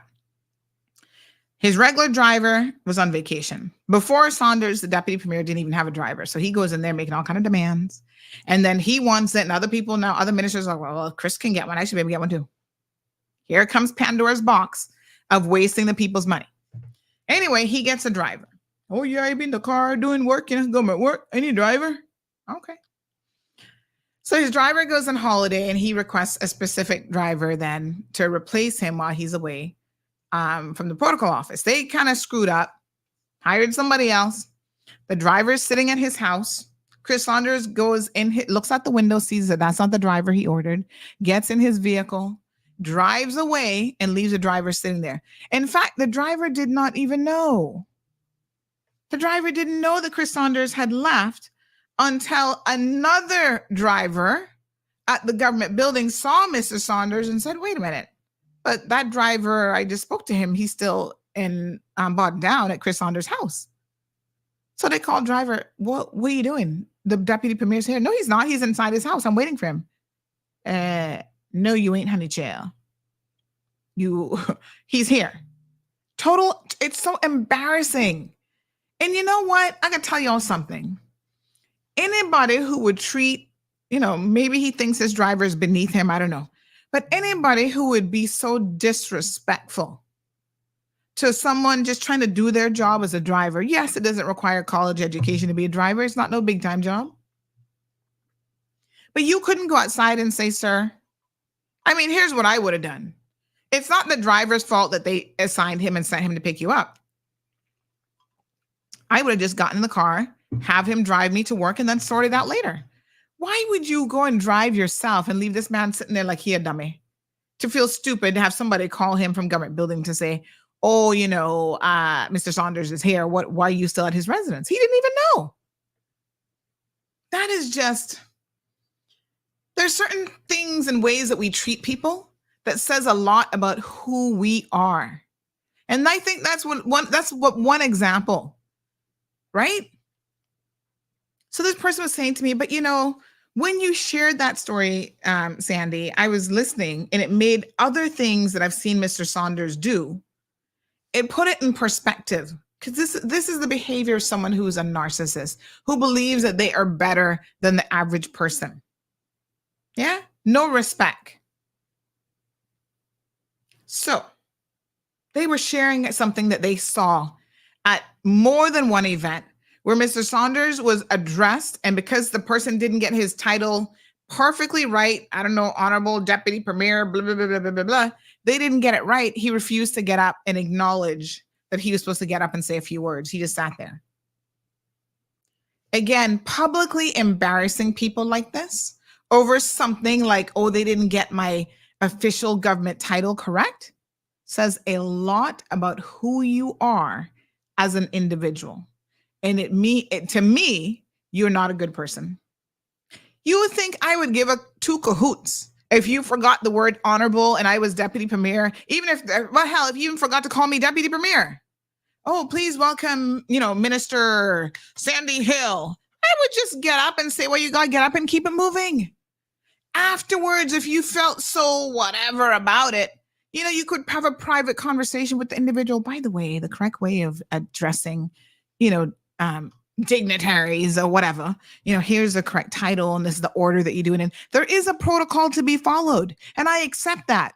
What I do not accept is you don't leave somebody standing at a podium because they got your title wrong. You know what that says about you as a person? It's disgusting. You have no respect for people. And, there's a saying about when you have no respect for people because you feel like they can't do anything for you. How does that quote go again? Hold on. And that's wrong. Let me see if I can find it. Yeah, that's just completely wrong. You don't do that. Absolutely disgusting.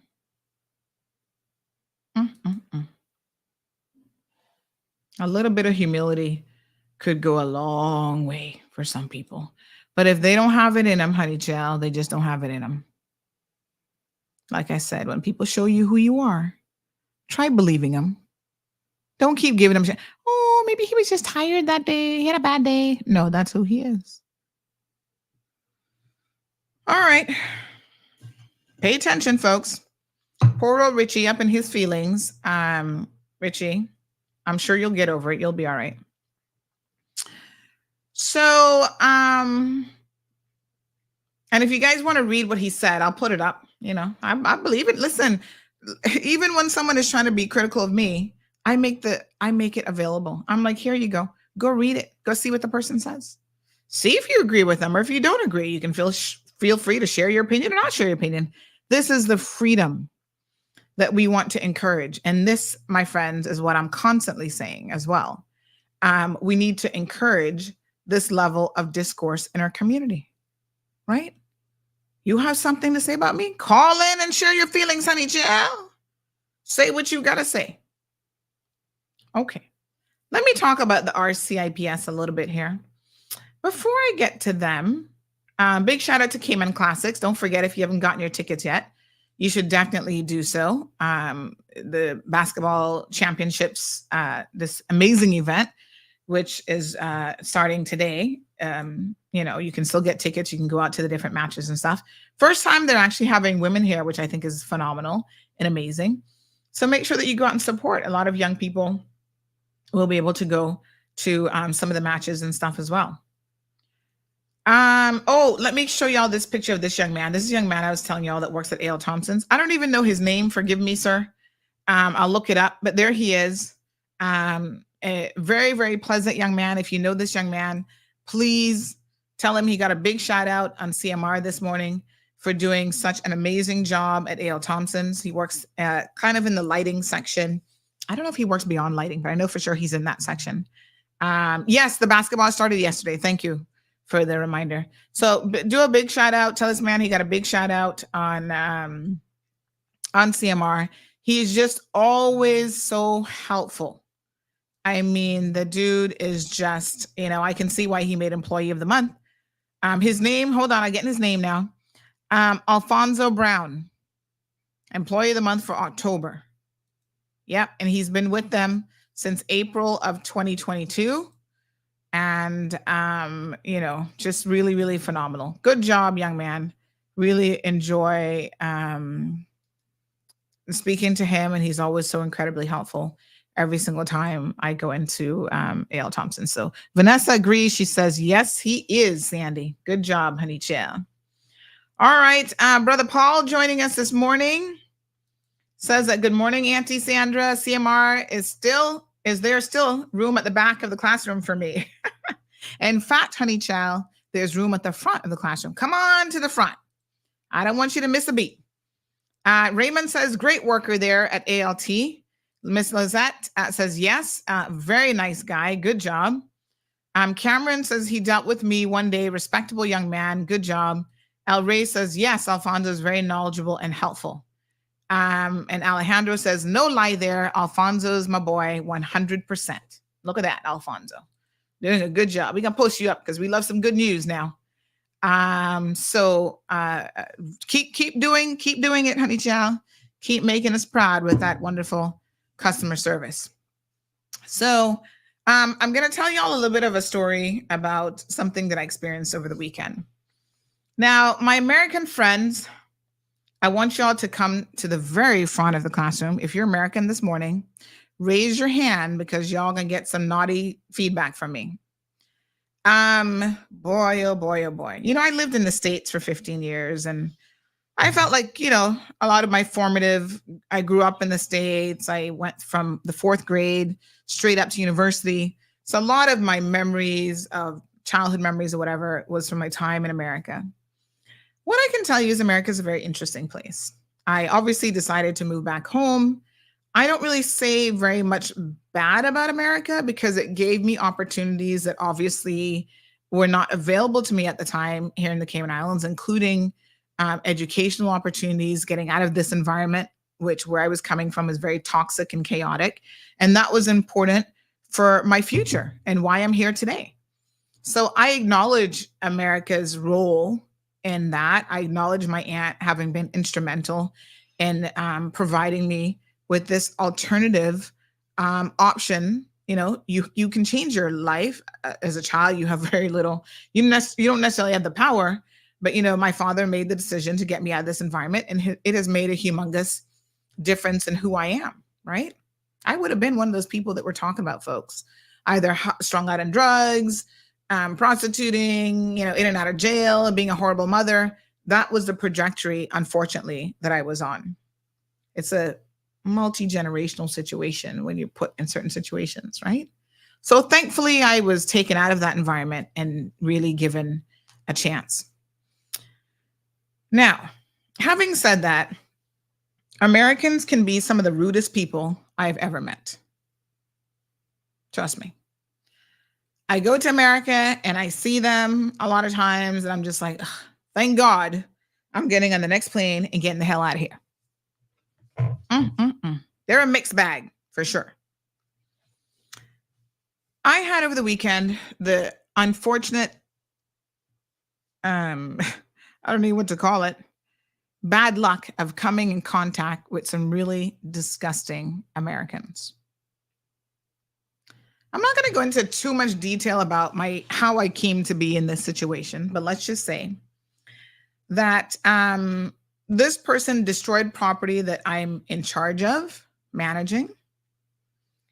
And so when I got to the location, I was greeted by this American woman flinging her suitcase down a set of stairs, landed at my feet. And I said to her, what the are you doing?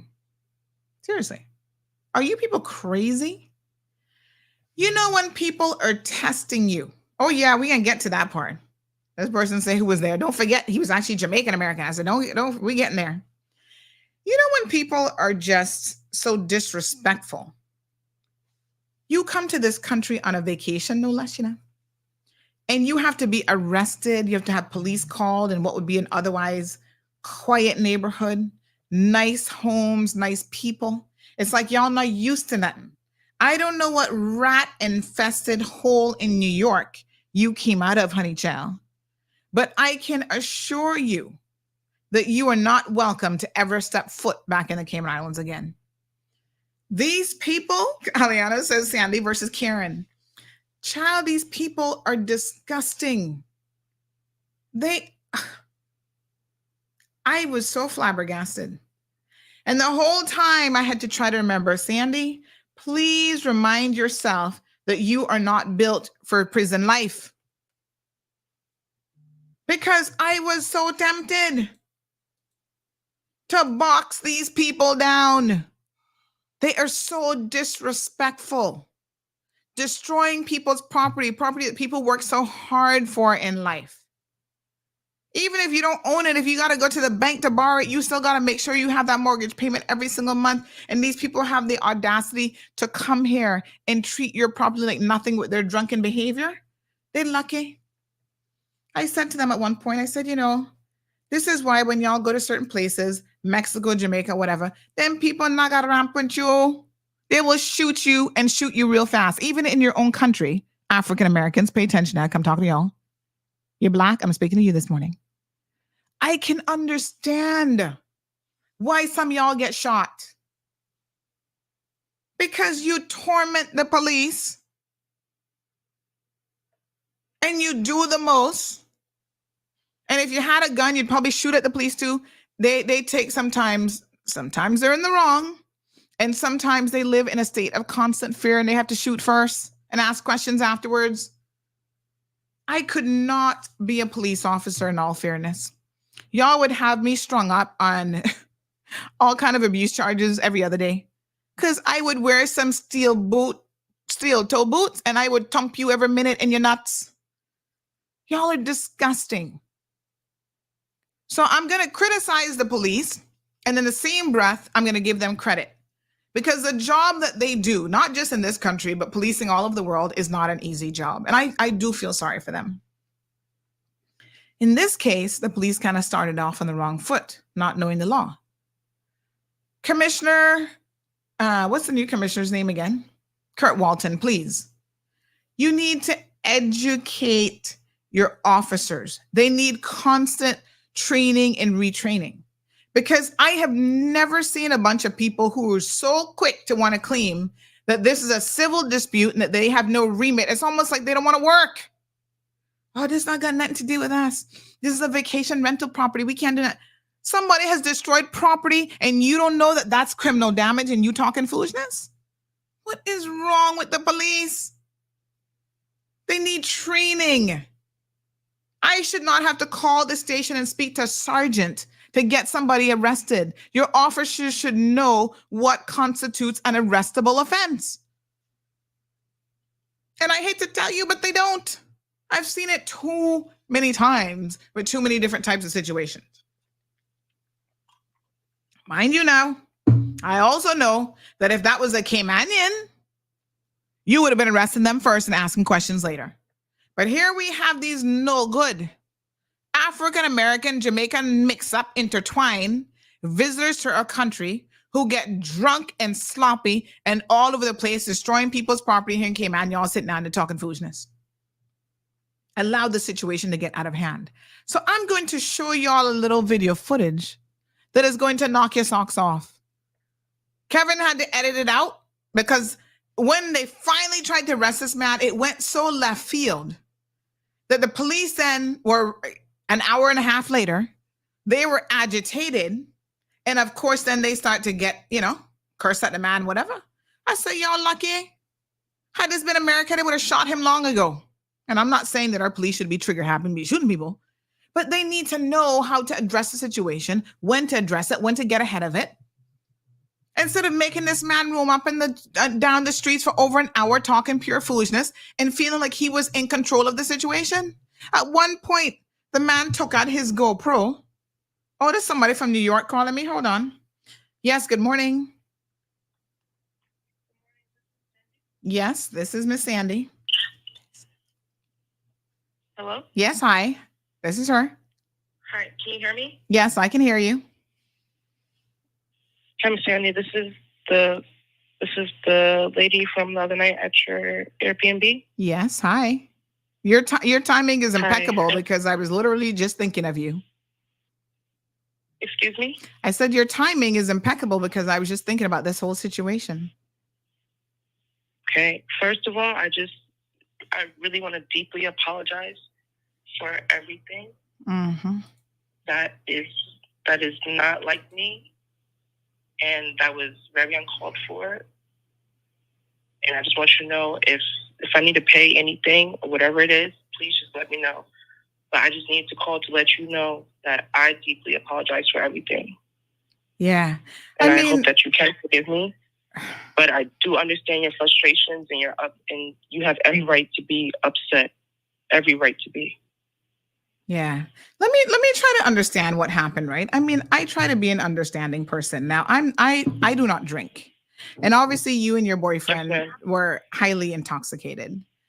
And so I know that played a role in your behavior, right? And I can't understand that because I've never been drunk or intoxicated in my life.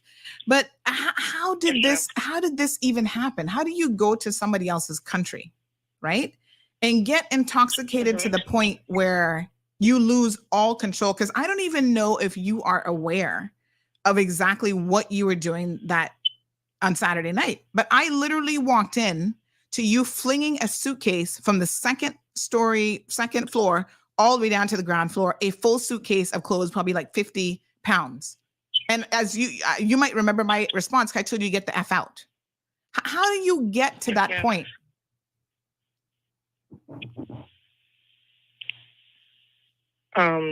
What happened was I was frustrated with my boyfriend because he decided to come into your house and started vandalizing stuff. So yes, I did do that, and I do know I did do some actions and say some things that were not good at all. Yeah. By the way, just for I know that you spoke to someone at the airport and they gave you my number. And just for full disclosure, I don't know if this person told you that I have a talk show and I have a media house here in the Cayman Islands. And it just so happens that I was told that you were the last person I should have fucked with. That's exactly what I was told. Let me ask you to not use that language because we're actually live on radio this morning, and I was just literally talking. Sorry. No, that's okay. But I'm notifying you that you're live on radio because I was just starting to talk about this situation just as you called me. That's why I said your timing was actually really, really impeccable. So, I am pissed off, and I think you guys were beyond disrespectful. I know that you're trying to blame your boyfriend for a lot of what transpired, but I think that you need to take accountability because you were the one sitting there that night. And I think that you should have also been arrested. You were sitting there insulting the police. You were insulting me. You were telling me that you guys came into my place and that's how you found it. You know, when people work hard in life and they accomplish a little bit of something, you don't even know the pain that I have had to go through to even get approved for that mortgage. And within 2 months, not 2 months, 2 weeks, to have one of my first guests come in and cause over $5,000 worth of damage, punch holes in my wall. You know, I wanted to punch holes in your head that night, right? You do know this. Yes, ma'am. And I had I had to remember my upbringing. And you know what is even more hurtful than this? That it had to be Black people that did this, my own people, who can't even come in and respect another Black person's, trying to accomplish something in life. That was really hurtful. And then your boyfriend talking about, his mom is Jamaican and this and that. I was like, really? Yes. My husband is Jamaican, and it's people like him that give Jamaicans bad name. Yes, ma'am. So listen, as you can imagine, I am still very, very upset about this. Y'all came and found that place in impeccable order. I have been putting perfect. It was beautiful. I have been putting, my little life savings into this business venture and trying to offer an excellent service to people. You guys I have to replace an entire wall. There are multiple holes in my wall, doors off the hinges. The closet door has to be replaced. I mean, what the hell were you guys doing? Breaking my ornaments. What on earth?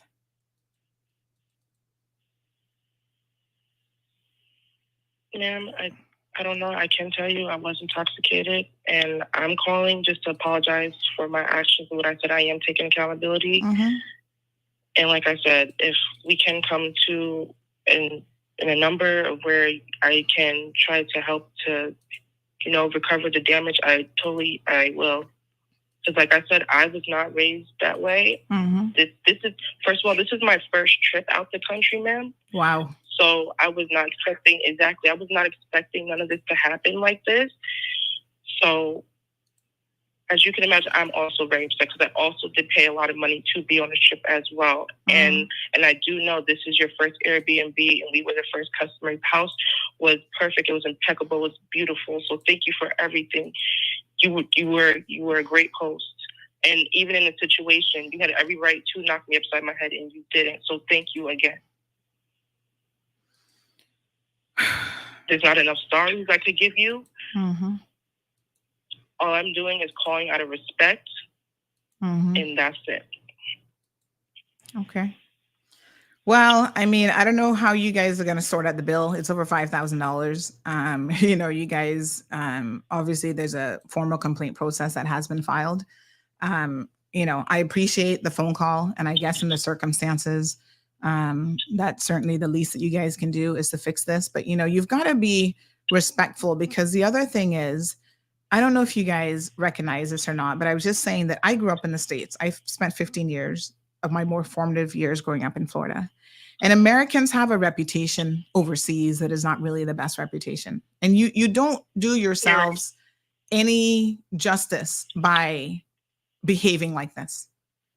Right? So when people say things like, we don't want Americans here. We don't want, it's not that every American is like this, but there's too many of you who are like this. And it's interesting that you are from New York, of all places, because New Yorkers in particular, have this reputation that they are just beyond rude and disorderly. And, so I really hope that you have reflected seriously on your behavior, and that this is your first time out of the country. Girl, you are lucky that you were in the Cayman Islands, because I can tell you that if you were anywhere else, if you guys had gone to Jamaica, this would not have ended well for you. Jamaican officers don't ramp with people. You probably would have ended up dead. You understand what I'm telling you? Do yourself a favor. And if you can't control yourself when you're drinking, then you need not drink. You're absolutely right. And I don't know what the situation is with you and this boyfriend, but he is a very toxic individual. And I hope that you are prepared to end that relationship. Ma'am, I certainly am. I can't. Like I said, this is my first trip. I paid for most of this trip, and this can't happen anymore. I can't do that. It's unacceptable on both our halves. So yes, we will be going our separate ways. Oh my God. It's just unbelievable. Yeah, I mean, I was traumatized by the whole thing. I'm going to be honest with you. And it really did take a lot for me to just maintain my composure. I've got to think about the bigger picture. And you were able to leave. I mean, obviously you've already left the jurisdiction. I understand that you left yesterday on the JetBlue flight.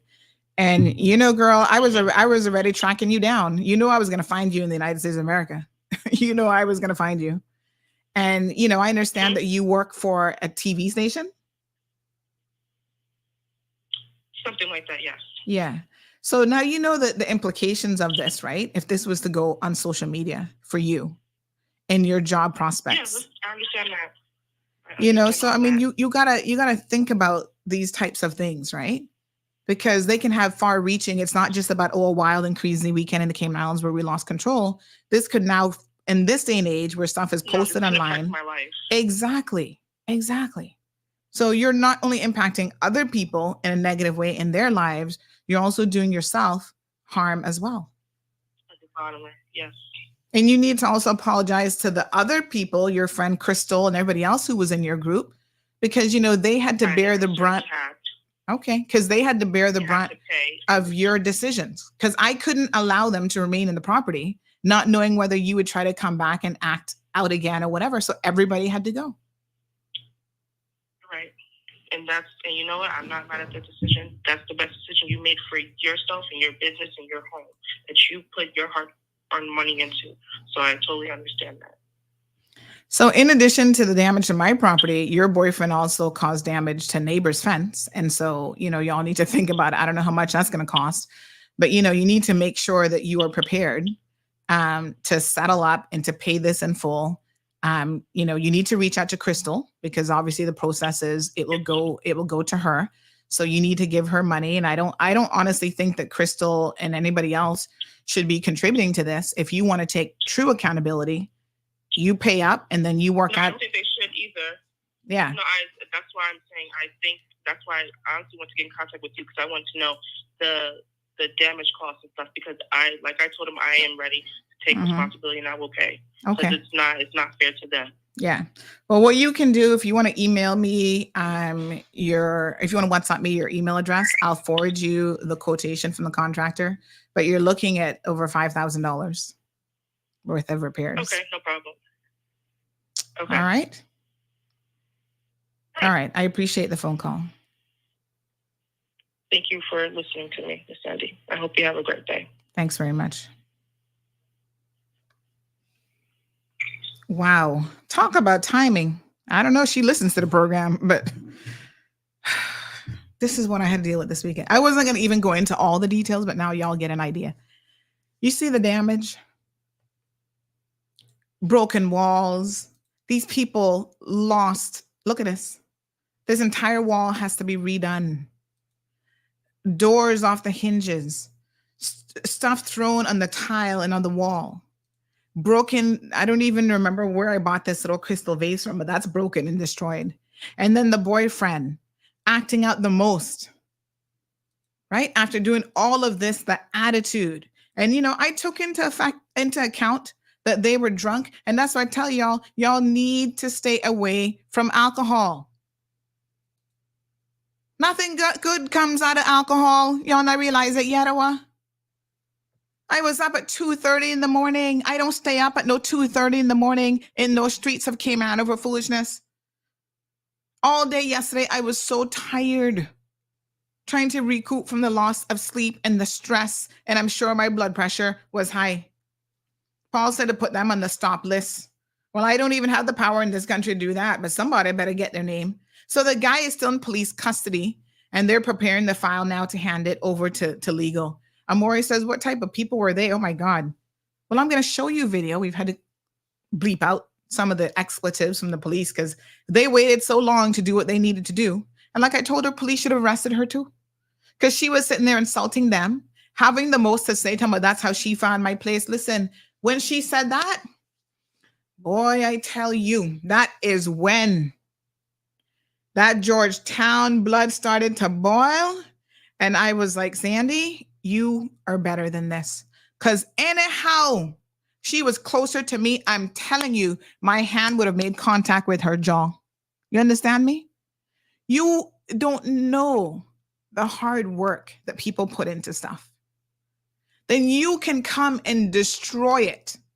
And then have the audacity to talk about that's how you found it. Listen, y'all don't have no idea how much I wanted to effing punch her in her head when she said that to me. She lucky. She real lucky. Yeah? Because when certain things kick in, look, I keep telling y'all, I'm from Georgetown, And I am related to some of the most ignorant people in Cayman. And it's deep in there somewhere. I just have to keep it under control, honey child. That's why I don't drink. I don't go out in the streets. I don't do drugs because it's not going to take much for it to come out. And I have worked too hard. Listen to me. I have worked too hard to throw it away on people like that. Like I told her, it was an embarrassment. And I'm even more embarrassed that they happen to be African Americans. Tell me, oh, they got Jamaican. Oh, my mother's a Jamaican. All of a sudden, he started talking in patois. I said, well, your mother did not do a very good job of raising you. I wouldn't go around bragging that your mother is a Jamaican if I were you. And then one day, other mothers called me, oh, Miss Sandy, from one mother to the next, can you let them stay? I say, listen, woman, come off my blood clot phone. Come off my phone. What kind of nonsense you talking to me here today? I said, you and I both know that if they had went to Jamaica and done this at any place in Jamaica, you'd probably be collecting body bags. I said, come off of my phone yet today. Have a look at this if y'all want to see how ridiculous this got. So when they finally put this man in handcuffs, this is what he did. Look, yeah. Shoot me, girl. Come on. You see? You see? Mm-hmm. He runs off, for the benefit of our listeners, in handcuffs. He first runs into a car. So he had jumped on the hood of this car, right? Runs off full speed ahead. You see? Look at me. They can't even catch him yet. Look at. Look at ya. Some of the armed forces. They had to come back and get in car and go for him. First of all, y'all need to start arresting him long ago. Y'all need to start hiring some physically fit police officers. Okay? So he run off, take off, run and tell me, shoot me, shoot me. They should have shot him, if you want my honest opinion. Even if it was just with the taser gun, he should have gotten it from them. But oh no. Cayman police, and they weren't Caymanians, but whatever. A little bit too nice, if you ask me. They don't look like they know when to use force. So he took off running. They should have dealt with this long ago. You see? So now they're going to get in the car and go try and chase them down. Yep. You're right about that. Here, look here. So they finally apprehended him, have him down in the ground, and he's going to pull a Floyd. What a man named that they had killed in, was it New York? Somewhere about in the States. Floyd, what the heck his name was again? Floyd, whatever. Oh Lord. George Floyd. So he gonna pull a George Floyd now, talking about I can't breathe. I can't breathe. The man just ran a marathon up the street to get away from the police. And he's talking foolishness about he can't breathe. You can imagine. I was like, listen, this is what I tell y'all. At the same time, although the police, they got to get it together, I must commend them because I would have already had my foot on his throat, giving him a reason to say he can't breathe. That's why do not hire me. If I ever apply for a police job, please don't hire me because I got to kill somebody. You understand? Disrespectful. And then trying to pull a George Floyd. I can't breathe. I can't breathe. Continue to listen to his 1,000,001 excuses.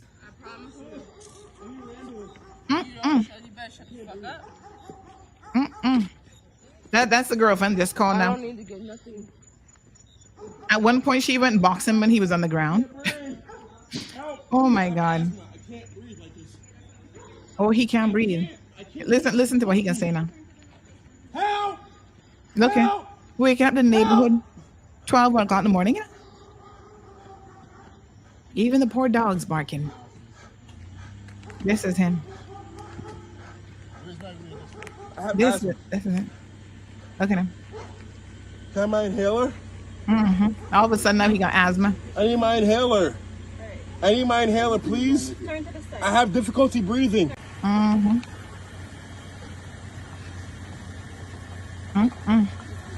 I mean, so here he is again. They could not get him in the vehicle. Look at poor them, they all worn out already. Talking about he wearing an Apple Watch. He can't breathe. He got asthma. He got lung cancer. He got this. He got that. I tell you what, they should have kicked him in the nuts and given him something else to complain about. They have and look. Then he ran in. Then he ran into some other fence and took out some other fence. And now the police are having enough of him, and you hear them using a few expletives, which I could not blame them. They'll tell him to stop effing around. Listen, they still exercise a lot of patience with him. I'm sorry, but he would have been tased. Eventually, they had to pepper spray the man. He should be ashamed of himself. I hope they got resisting police on their thing, because it took them at least an hour to even get him in the car. They were trying to... I can't breathe! You're talking, you're breathing! Shut the up! Now listen, he talking about he can't breathe, but yet he can scream at the top of his lungs. Does this man even know what breathing constitutes? What a proper I can't breathe! I can't breathe! I can't breathe! George Floyd wannabe. So at this point, the ambulance was there. They had called the EMT. So they were there since he kept complaining that he couldn't breathe. And they're there trying to render him assistance.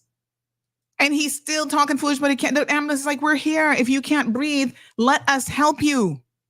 But that wasn't it. He just wanted to get up and off those handcuffs so he could take off running again. This is what drunkenness and blatant intoxication does to people. I just had surgery on my lungs. I have cancer. So he got cancer. He got asthma. OPCD, whatever. Listen, the man was full of excuses. Cancer in my lungs. Okay, sir. You'll see when you check my medical record. Okay. I can't breathe. I'm telling you, I can't breathe. Person here. I just need to stop. Can I still my butt? You're sitting. No. On my butt. Look at my. Stop. I don't care, sir. I need to breathe. Right now, you're killing me. I would not be doing this if you wasn't killing me. Right. Try and calm down. I'm trying. I can't breathe, sir. I'm trying right now. I have sickle cell and asthma. He got sickle cell. He got asthma, lung cancer, lung surgery, every excuse in the world. And yet you this drunk and carrying on like a fool. Like, seriously? I'm telling y'all, I thank God I'm not a police officer because I would have kicked him several times by now. And I'm trying to relax. I don't have my inhaler. They wouldn't give it to me. I have anxiety. In the car, in my backpack, in the black bag in the top pocket. Please, please let me get one puff. One puff is all I need. The ambulance is here. One, no, please. Which cause you oh my God, I need the police trying to, the ambulance trying to put blood pressure in him. He's going to do the same thing. My blood pressure is going to be so high. Okay. And then he tell them that his pressure going to be high. Please let me outside. No. Oh my God. I'm going to pass out. It's in the book bag. Wow. No? It's in the book bag. Shine. My inhaler in the book bag, please. I checked it on the plane. They know I have it. My daughter knows I have it. My ex-wife knows I have asthma. Alex is gonna go and get the. Alex is gonna go in the bag. I need the albuterol, please. Please, I need the albuterol. I need the albuterol. I need the albuterol. I need the albuterol. I need the albuterol, please. Like really? I need the albuterol. Listen to me. Medical assistance is there. Professionals who can give you anything you need in terms of drugs, and you going on talking foolishness. My God. These people are despicable. You come to our little island. These are the people we do not need and we do not want here, even as visitors. Americans, if you're paying attention, keep this foolishness in your own country. Seriously. You see what Vanessa said? If he was in Honduras, Leona said this, Honduras would have bust his head and throw him in the back of the car. Well, eventually they had to pepper spray him to get him in the vehicle. Believe me, he should have had a busted head after all of this. And then let me say this about the police, because again, they need some additional training. I really, really have to wonder about them. They were prepared now to just drive off and leave the woman who just called in standing there, and she's with her suitcases intoxicated. And I said, y'all, me and my friends were like, y'all can't leave her here. Why are you going to leave her here? Where's she going? What's she going to do? And then the Jeep that they had rented from Thrifty, by the way, whoever owns Thrifty needs to give me a call.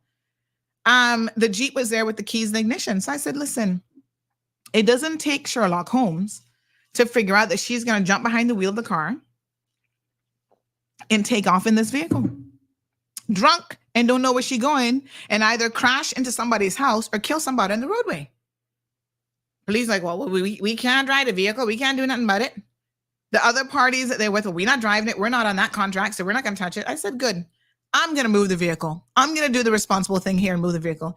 You know what? One of the armed units had the audacity to say to my friends who was in there, why is Miss Sandy moving the vehicle? She knows better than that. She should move the vehicle. Really?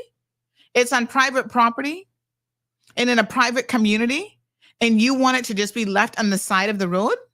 I went and parked it at least in a parking spot in a public space where they could go later on and collect it. RCIPS, train your officers because some of them slack, you know. And then when he had the nerves to say to us, well, y'all shouldn't treat her like this.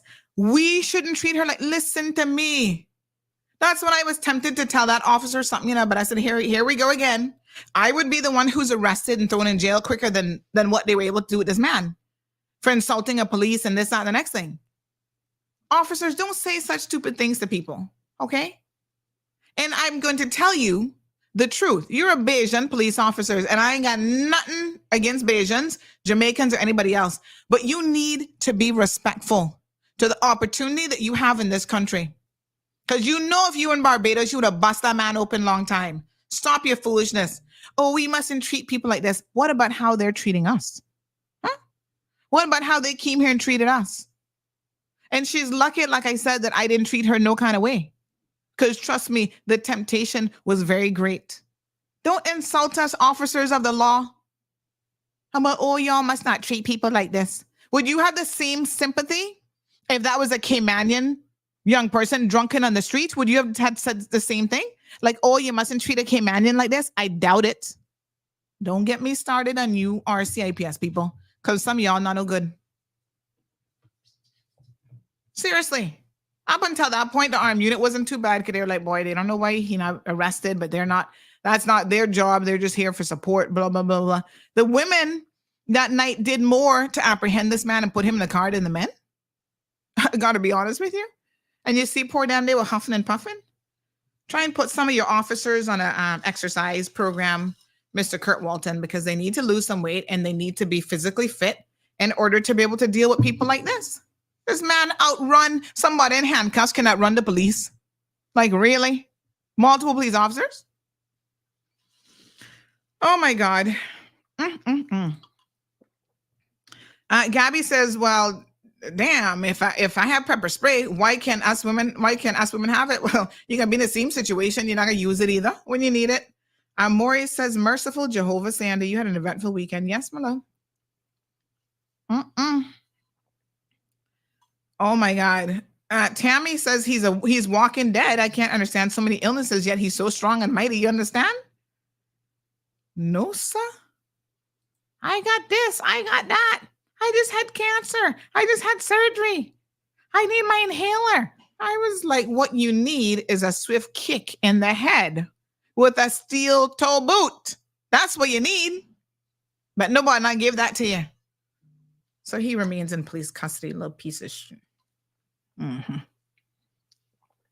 So Al Ray said this man have everything. One pump. No, he needed one good hog lick. You understand? He needed some of that cow cod. Where's Ozzy? I need to see if I can buy some. Anybody know where I can buy some cow cod from? Because that's what he needed that night. These people are really unbelievable. That's how they often set the stage and create grounds for potential lawsuits in the U.S. I've seen it many, many, many times, says Patricia Bryan. And like I said, I can certainly understand why a lot of officers in the U.S. are a little bit trigger happy. You imagine dealing with this. Okay, man, don't look like y'all ready to deal with this kind of thing, right? This is so unusual. But you know that officers in the U.S. deal with this every single day in, day out. I would be trigger happy too. I would have shot somebody a long time. Now I tell you, I can't be a police officer. I admit that would not be the job for me. I don't have the temperament for it.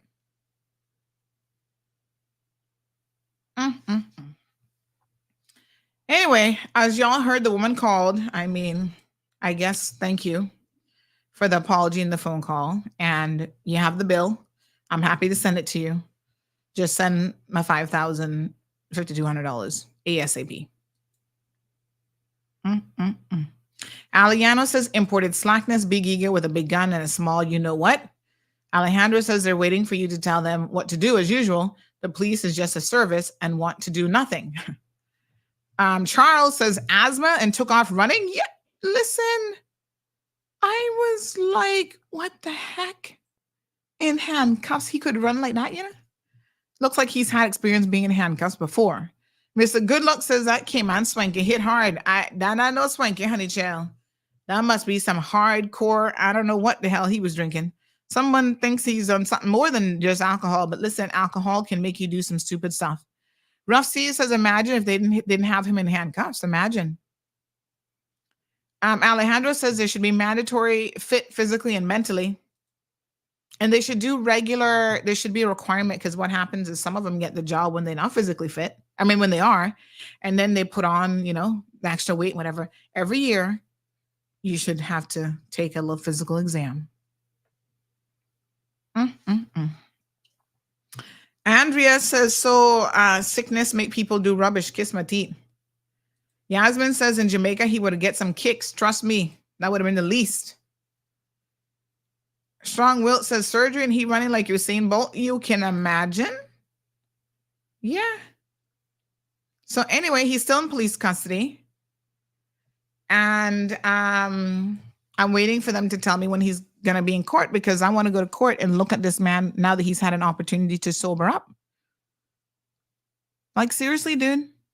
I want to be able to look you in the eye, Lance Graham, and ask you what kind of fool are you to come to this country and do this kind of foolishness. Quite unbelievable.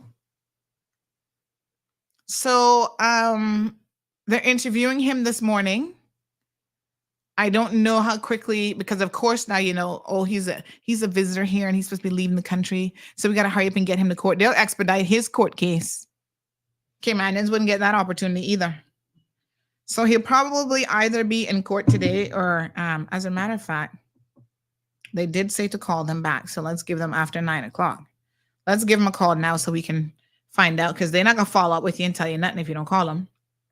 So let's see. Georgetown Police Station. What's their number again? 949-42. Oh, Lord, I can't remember what their number is again. Hold on. Let's give them a call and see when he'll be in court so I can make sure I'm there. Because I want to be able to look this idiot in the eyes and say, remember me? Disgusting. I tell you. And I'm going to tell y'all something too. Anybody working at GTPS? Hello? Cameron says when he sued the police and get the payout, he'll pay the bill. I know well. Yep, definitely an episode of Locked Up Abroad. Nobody not answering police station number one. Hello, Cisco Unity Connection Messaging System. Okay. From a touch-tone telephone, you may dial an extension at any time. Okay, then. Let's try him again, honey Jim. I guess they tell you if it's an emergency, don't call them. Alejandro, Gabby says the police too busy sitting down, doing nothing all day. When things like this happen, they're too tired and don't have no energy when it comes to these situations. Yes, Paul. Why aren't they answering the phone? Paul says, I hope the police are wearing body cams. Georgetown Police Station. Yes, good morning. Can I speak to Mr. Montague? Hold for me, please. Thank you. You're welcome. Paul makes a good point. They were not wearing body cams, and this is another suggestion. Every officer should be wearing body cams. Yep. That should be a regular situation. Lord. Maybe he's still interviewing him. Sorry. Process depth 4G TPS is not available. All right. We'll call him later. Somebody says that it's so funny because a lot of these properties don't want locals, and then look at this riffraff that we're letting in. Well, there's a couple things here. And by the way, I understand a lot of locals are not welcome because they just want to use these properties as like a party spot for the weekend. And so that is interesting. And a lot of people ice y'all out by making sure that there's a minimum stay period that you wouldn't qualify for unless you're like on a vacation. And they can vet you. They can see where you're registered. And if you're registered in the Cayman Islands, they can turn down your request to stay with them. I'm not even going to argue the point, because I've heard from a lot of property owners that unfortunately there are people who come to their property and abuse it and whatever. And everybody has to pay. Every good person has to pay for the bad. But you see, these people come all the way from New York, all the way from overseas to act like common trash, even in our country. How do we control something like that? We don't have any control over it. We're not doing background checks before they get on a plane for vacation. So the only thing we can do is let the message be heard loud and clear to all of you. And I don't really care where you come from, whether you come from America, the UK, Canada, whatever. Please, when you visit other countries, including the Cayman Islands, be on your best behavior. I would be so embarrassed. I couldn't even imagine. I I go on vacation. I'm like, I'm staying in my own lane. I'm minding my own business. I'm on my best behavior. Didn't your mama teach you better than that? I'm talking about your mommy from Jamaica. She didn't teach you better than that, or what? Miss Lucille, good morning. She says, Sandy, you make me laugh. I think you need to go help is that supposed to be Popo? So they can really stop him from breathing. Sandy, the girl, was not too bad. She had a little bit quality. She can pass Georgia. No. You didn't get, trust me. My phone was low. Now I didn't record more. But trust and believe. Had I recorded her, you would not be saying that she wasn't too bad either. Out of order. But you know what? At least she called today and apologized. That's something, I guess. Marshall says they come to Cayman and do the S. They do because they know that nothing is going to happen to them. The police ain't going to do anything. Well, that much was obvious. Thank you, Jesse. Definitely looking into the situation. Let's move on. What a hot mess. These people be trying to stress you out, honey child. Well, what else is going on in the news? Let me just have a quick look at CMR so I can get caught up, Shelley, because I didn't even have time to read the news this weekend. I was like, what the heck? Oh, former First Lady Miss Rosalind Carter died at the age of 96. So our condolences to her. Back in May, her family divulged that she had dementia, but was continuing to live happily at the family home in Plains, Georgia. My goodness. She died peacefully with the family by her side. She was one of the first. She was the first lady to really put mental health on the map. She was, an advocate of mental health issues and advocated for that community. So again, she made her real mark on the United States of America. So she, her and her husband, Jimmy Carter, former president, were the longest married presidential couple, having wed in 1946 when he was 21 years old and she was only 18. He was elected to one term and it ended in 1981. And, he obviously has been known for working with the nonprofit Carter Center and Habitat for Humanity charity, where they have built countless homes for people as well. He's still alive? Is he still alive? I think he's still alive, right? And he's up in age too. He must be close to 100. I think he's still alive. Hold on. Yeah, he's still alive. So how old would he be? He's 90. He's 99. His birthday was October the 1st, 1924. Yep. So he's 99 years old. Poor thing. I'm sure if he's aware of what has happened to her now. I don't know what his mental state is, but they're married for 77 years. But if he's aware, he probably, unfortunately, not gonna last much longer. When you're married for that long, that's like losing an arm.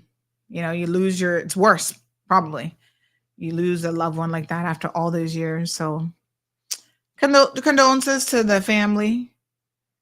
Sad situation.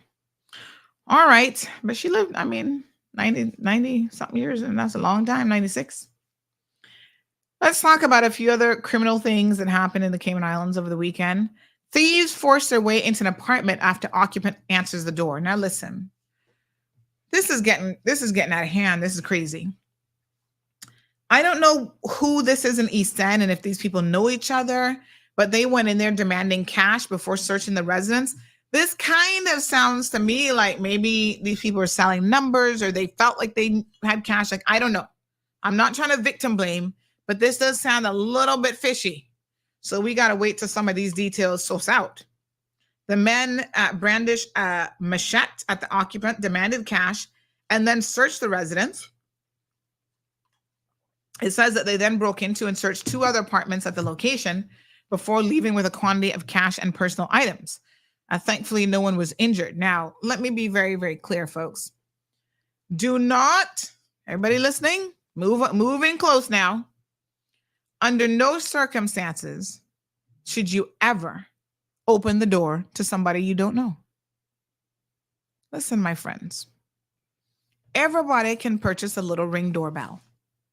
All of you landlords renting to people, charging them exorbitant rental rates, the least you could do is have a little Ring doorbell available. And they can then see, you can pull it up on your phone. You can put the Alexa apps there where you can say, show front door. And there's here, Alexa, stop. There is no reason why you should be opening your front door and not knowing who's at the door. You got a peephole? Look through the peephole. Do not answer the door. Come in with a machete. You need to keep a baseball bat right by the front door too. And a machete. All right. So that was one of the stories making the news this weekend. In addition to that, let me see here now. Woman hospitalized with serious injuries after dog attack. Boy, y'all doing the most slackness with these dogs. All right, let me tell y'all something now. I'm going to try to make this as crystal clear as I possibly can. Okay? You cannot allow a dog, and I don't really care what the circumstances were, because now you know the homeowner gonna be like, oh, my little Tweetums, he's such a sweet dog normally, and he never bite nobody before. This and that, blah, blah, blah. I don't care. You cannot have a dog biting a person without consequences. Okay? Good morning, caller. Welcome to the program. Hello? Morning, Miss Sandy. Good morning, dear. Yeah, I'm just calling you this morning. How are you? Not too bad. How are you? Oh, I'm just checking. I'm checking to see if you forgot me, the girl that went the thing Friday. Oh, no, I haven't forgotten you. I had to beg Miss Stacy to go get it for me because I was so busy this weekend. Okay. But I'm going to, after the show, I'll see where to find you this afternoon. But we have it. We haven't forgotten you. All right.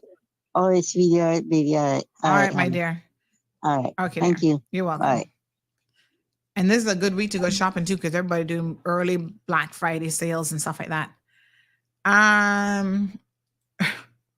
Soka says apparently they didn't see William's TikTok video. You might have been spared that fiasco. No, sir.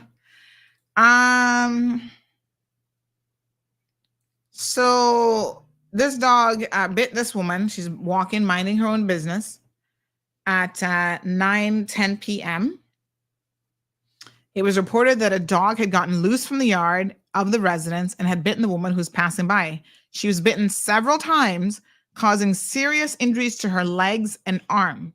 The owner of the dog arrived at the scene, restrained the dog, and conducted first aid on the victim prior to the arrival of the police and emergency services.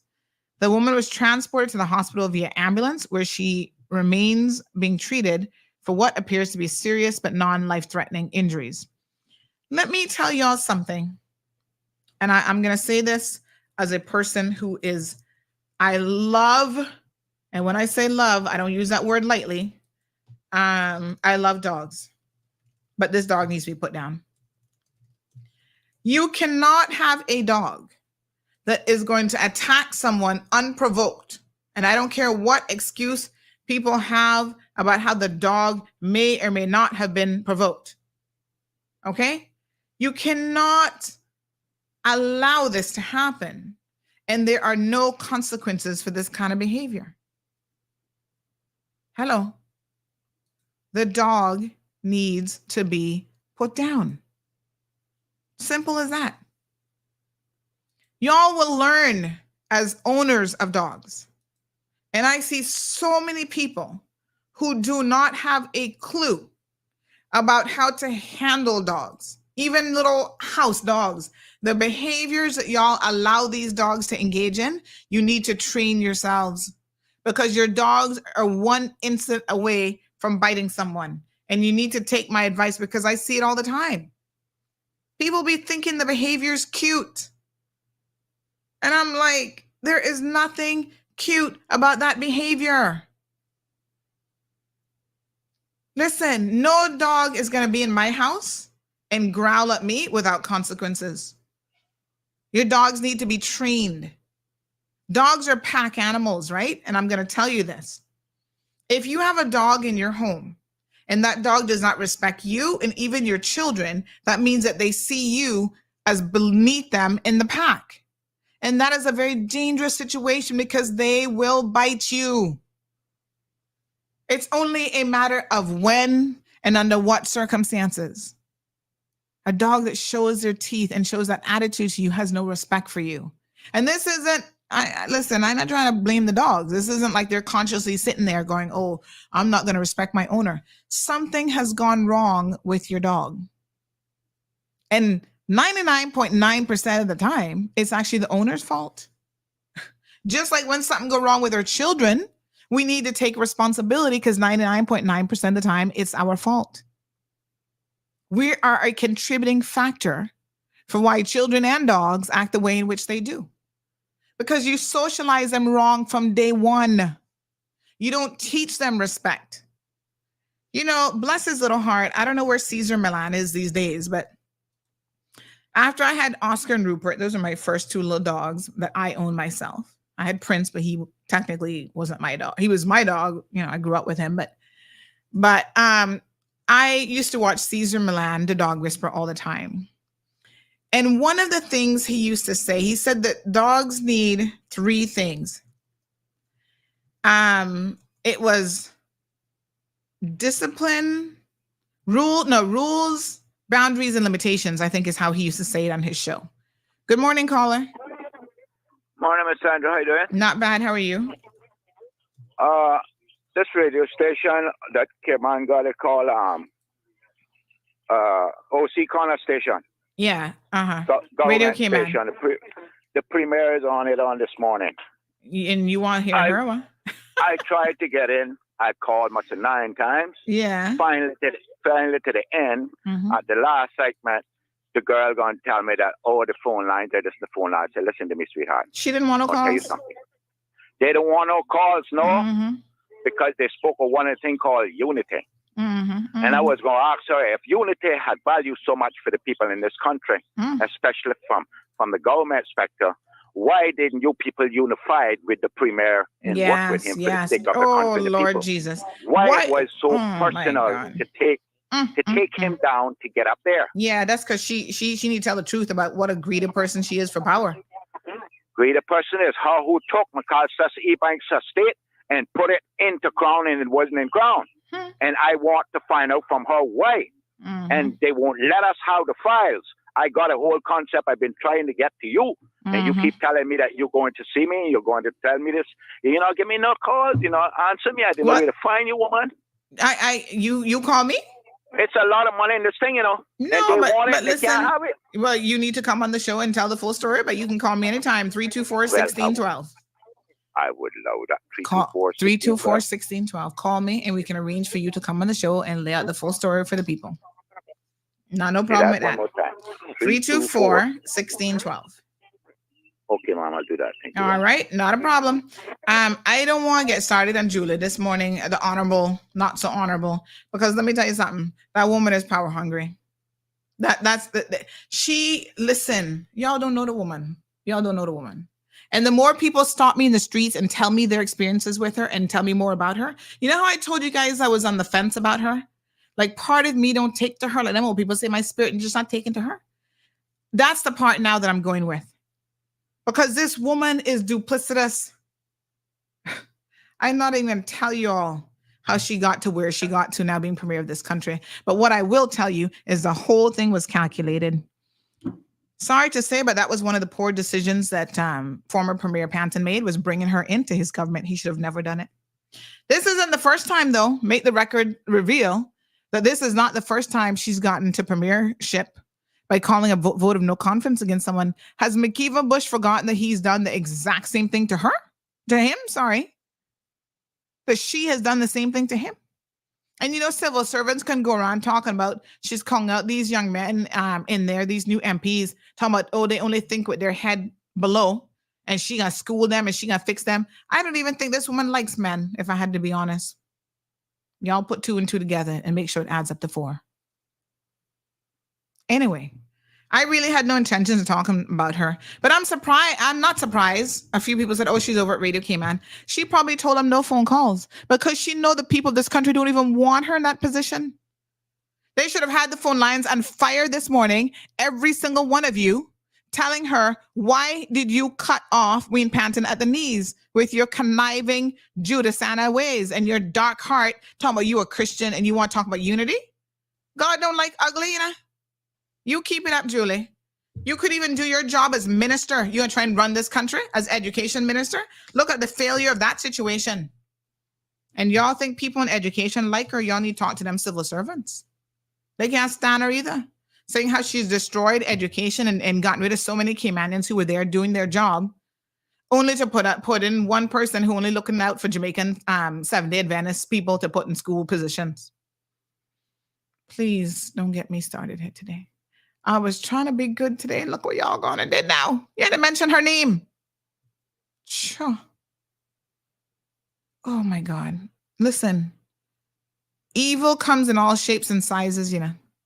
These people are not principled individuals, and I don't care how much you knock down church door.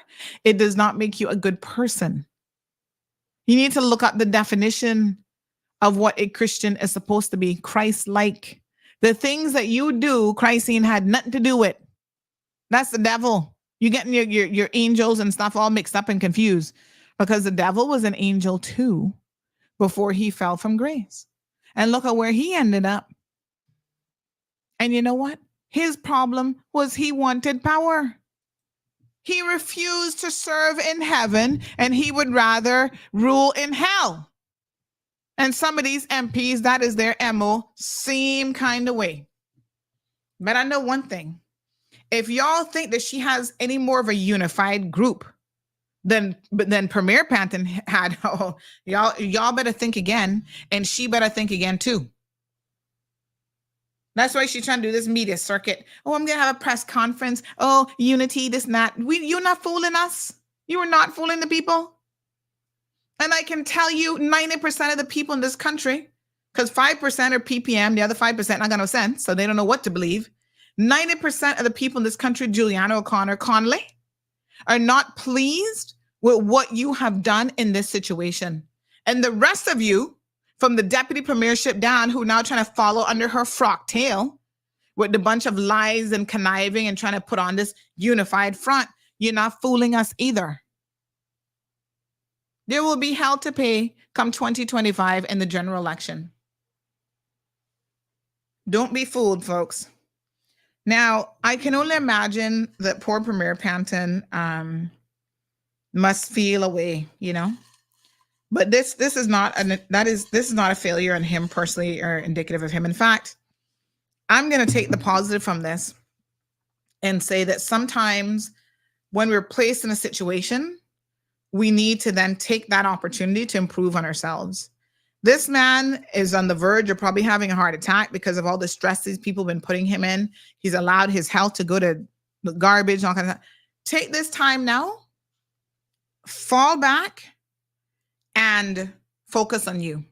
Focus on your Newlands community, which he does a lot in the community. Focus on your health and getting in a better place. 2023 right around the corner, honey child. Come and join me on my walks as I re-kick my journey to losing my 50 pounds. We can all get in better health. We can do it. 2025 is right around the corner. Watch out, Julie.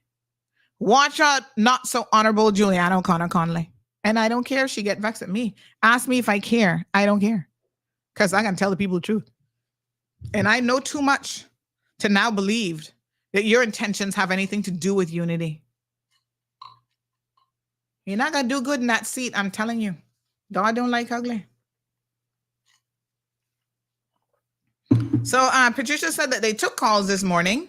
They're always limited with calls, and one is almost lucky to get through considering the commercial breaks and news breaks. Well, you know, when you have the premiere on, her first time now that she's premiere, suspend all it's a government-owned radio station. She can pay for the time she's there to suspend all advertisements. And you just take calls and make her hear from the people. Because she don't want to hear from the people who were saying to her, we're not in support of what you've done.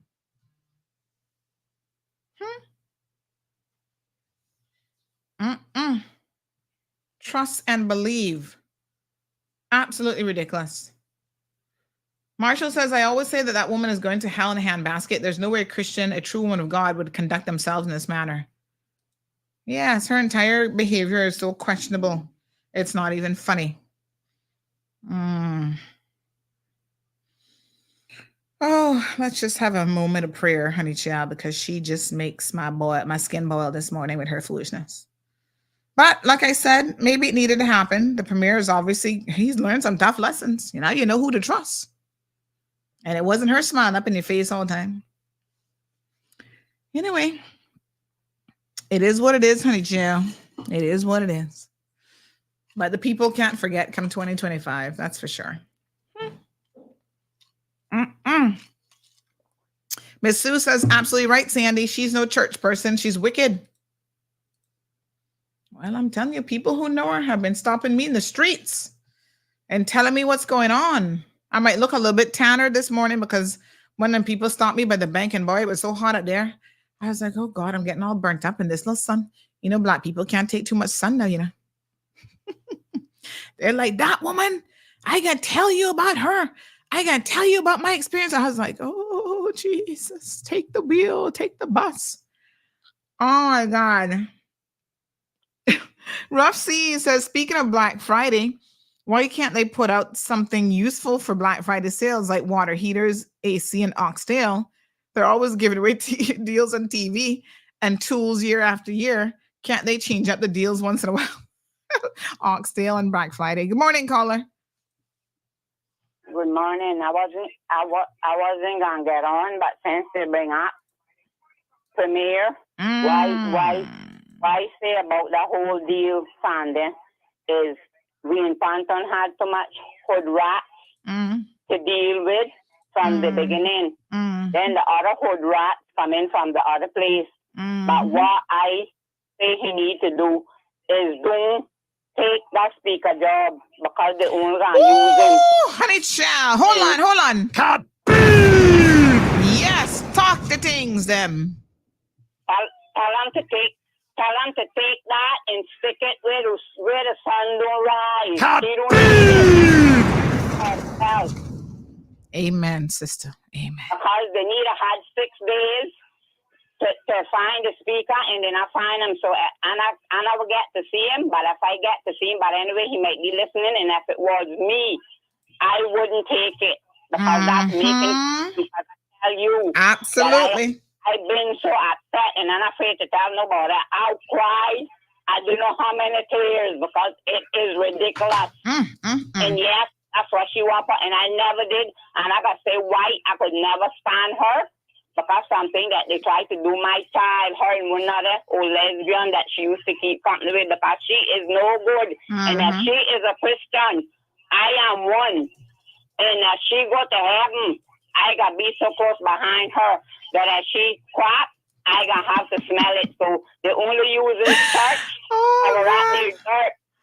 Like my mother used to say, they run and think they're playing with God, but wait till he put the wrath on them because they run to church. So they would say, sister this never done that, and sister that never done that. But there's nothing like Christian. They don't even have the surname, and they're nothing but church goers to fill up congregation. Christian is far from the mind. Dirtier than them you cannot find. So they need to stop trying to play with God, which they can't play with him. But just wait till he hit them, then you're going to know how much Christian there is. Thank you, ma'am.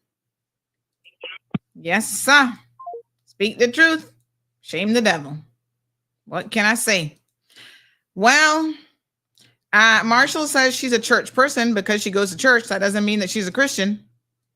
Devil in a dress playing godly. I mean, the good Lord could help her with the dress situation too, but I guess he not business with it. Oh, another caller. Good morning, caller. Welcome. Yeah, good morning, Sandra. Morning, sir. I'd like to suggest to the premiere. Mm-hmm. Which one? The new one? Yeah, the new one. Oh, okay. Uh-huh. Yeah, I'd just like to give her a little warning Mm-hmm. that being overweight is worse than smoking cigarettes. Thank you.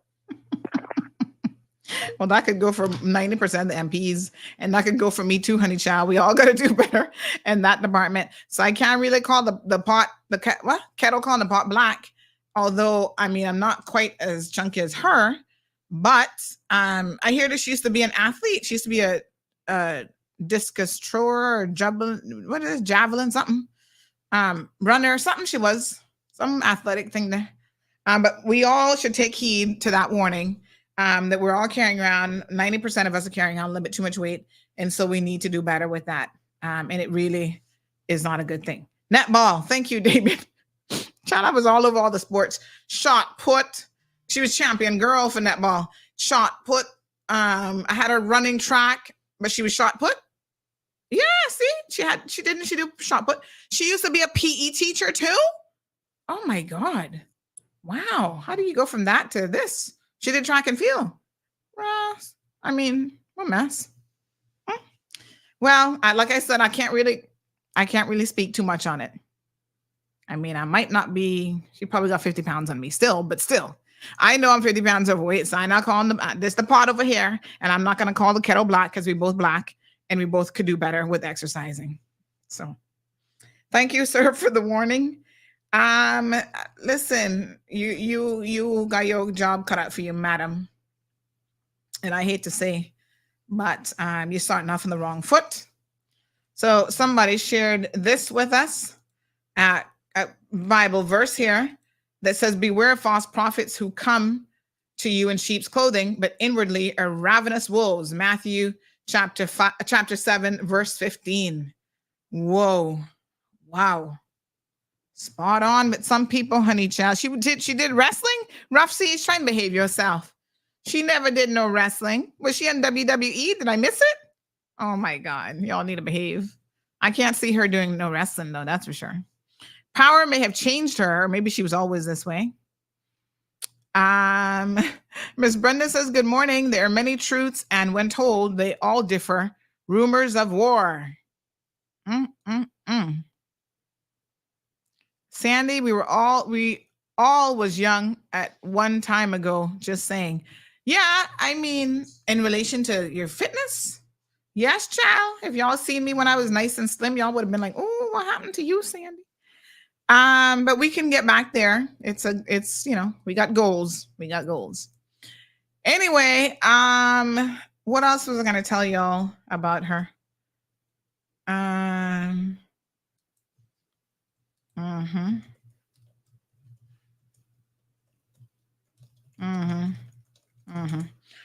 When was she an athlete? 1912, says this person. Y'all need to stop. She was champion girl for track and field, 50 plus. How many more? Oh, geez, please. Y'all not easy. So this is Miss Sandy. I saw the lady at one time when I was a salesperson. So I tried to make light conversation with her. So I asked her if she was Caymanian. She said, I'm a Cayman Braca. Miss Sandy, I was so embarrassed because I thought all islands were Caymanian. Someone said to me, she don't consider herself a Caymanian. So just to say, she don't care about Grand Cayman at all. Poor her. Yes, we are called the Cayman Islands, plural, which includes Grand Cayman, Cayman Brac, and Little Cayman. However, some of them Brackers, they believe themselves to be special. It's a small place mentality. They see themselves as different. They're the same people that used to rake their sand. And then when black people come and ask them for a little glass of water, if they were going to give it to you, they gave it to you in a plastic cup so they could then throw it away.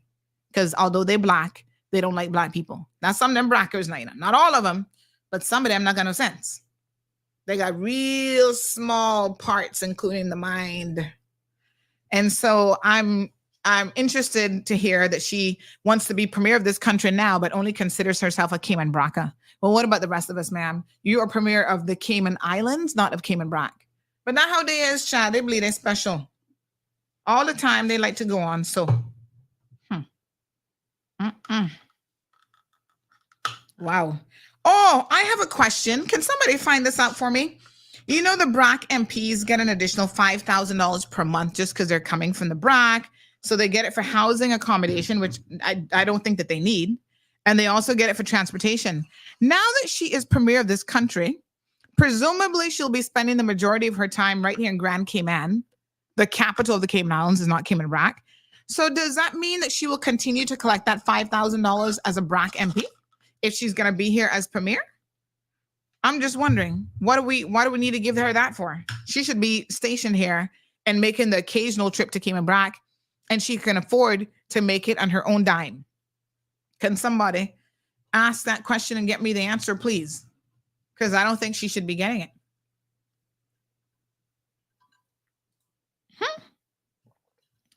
Janae, it says, what? She fooled and fly lighter than a feather. Oh, Lord Jesus. She probably had to train wrestling with her cop boyfriend.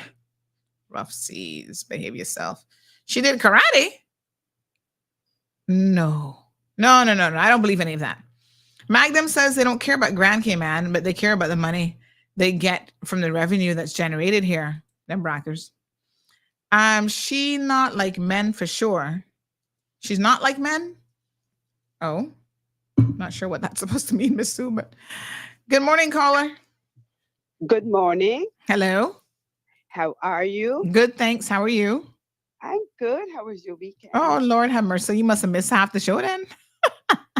You're gonna have to go back and watch it. I can't rehash that story. Okay, that's fine. That's okay. Just to say that my pick for the WC23, I need to stop picking whoever I choose to root for ends up losing. I need to stop. Yes, I have. You know what? You don't have a good track record then. No, not in this case.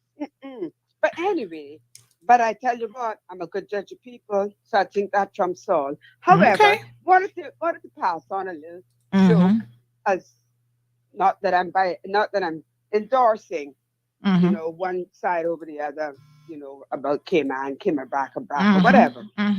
But it reminded me of something a couple of years ago. I was going to Jamaica. The flight was very, very, very delayed. And actually arrived there the next morning. And I'll never forget, this taxi came to me, a driver came to me, and he asked me, did I need a taxi? And I said, no, it's, I'm good. And then I guess when he heard me speak, I probably knew that the Cayman Airways flight had come in too. And then he looked at me and he said, where are you coming from? And I said, Grand Cayman. And he said, oh, so you're Caymanese. So I say that to say, let us not quarrel about whether we're Caymanians, Braccas, Littles. Let's just say we're Caymanese. I mean, we're starting to look like it, right? Lord have mercy. Thank you, my dear. All right. I appreciate it. So Miss Sue is clarifying that she's of the opinion that she doesn't like men. Oh, well, that wouldn't be the first that I've heard that, but there you go. So listen to me. Al says it wasn't a plastic cup, it was a carnation milk can, even worse. So listen, I don't think we'll talk about this tomorrow, but I don't think the Speaker of the House should come from within. So I agree with that caller. Wayne Panton should turn it down. Stay tuned for tomorrow's show. I'll tell you why. Y'all have a fantastic day, folks. See you tomorrow morning, 7:30, bright and early. Thank you for tuning in to another episode of The Cold Hard Truth. on Bobo 89.1 FM. Cayman's #1 talk show is live weekdays from 7:30 a.m. Never miss an episode again. Watch anytime on CMR's Facebook and YouTube channels for the latest show episodes. Don't forget to follow us online on our social media channels and visit CaymanMarlRoad.com for all the latest news and community happenings.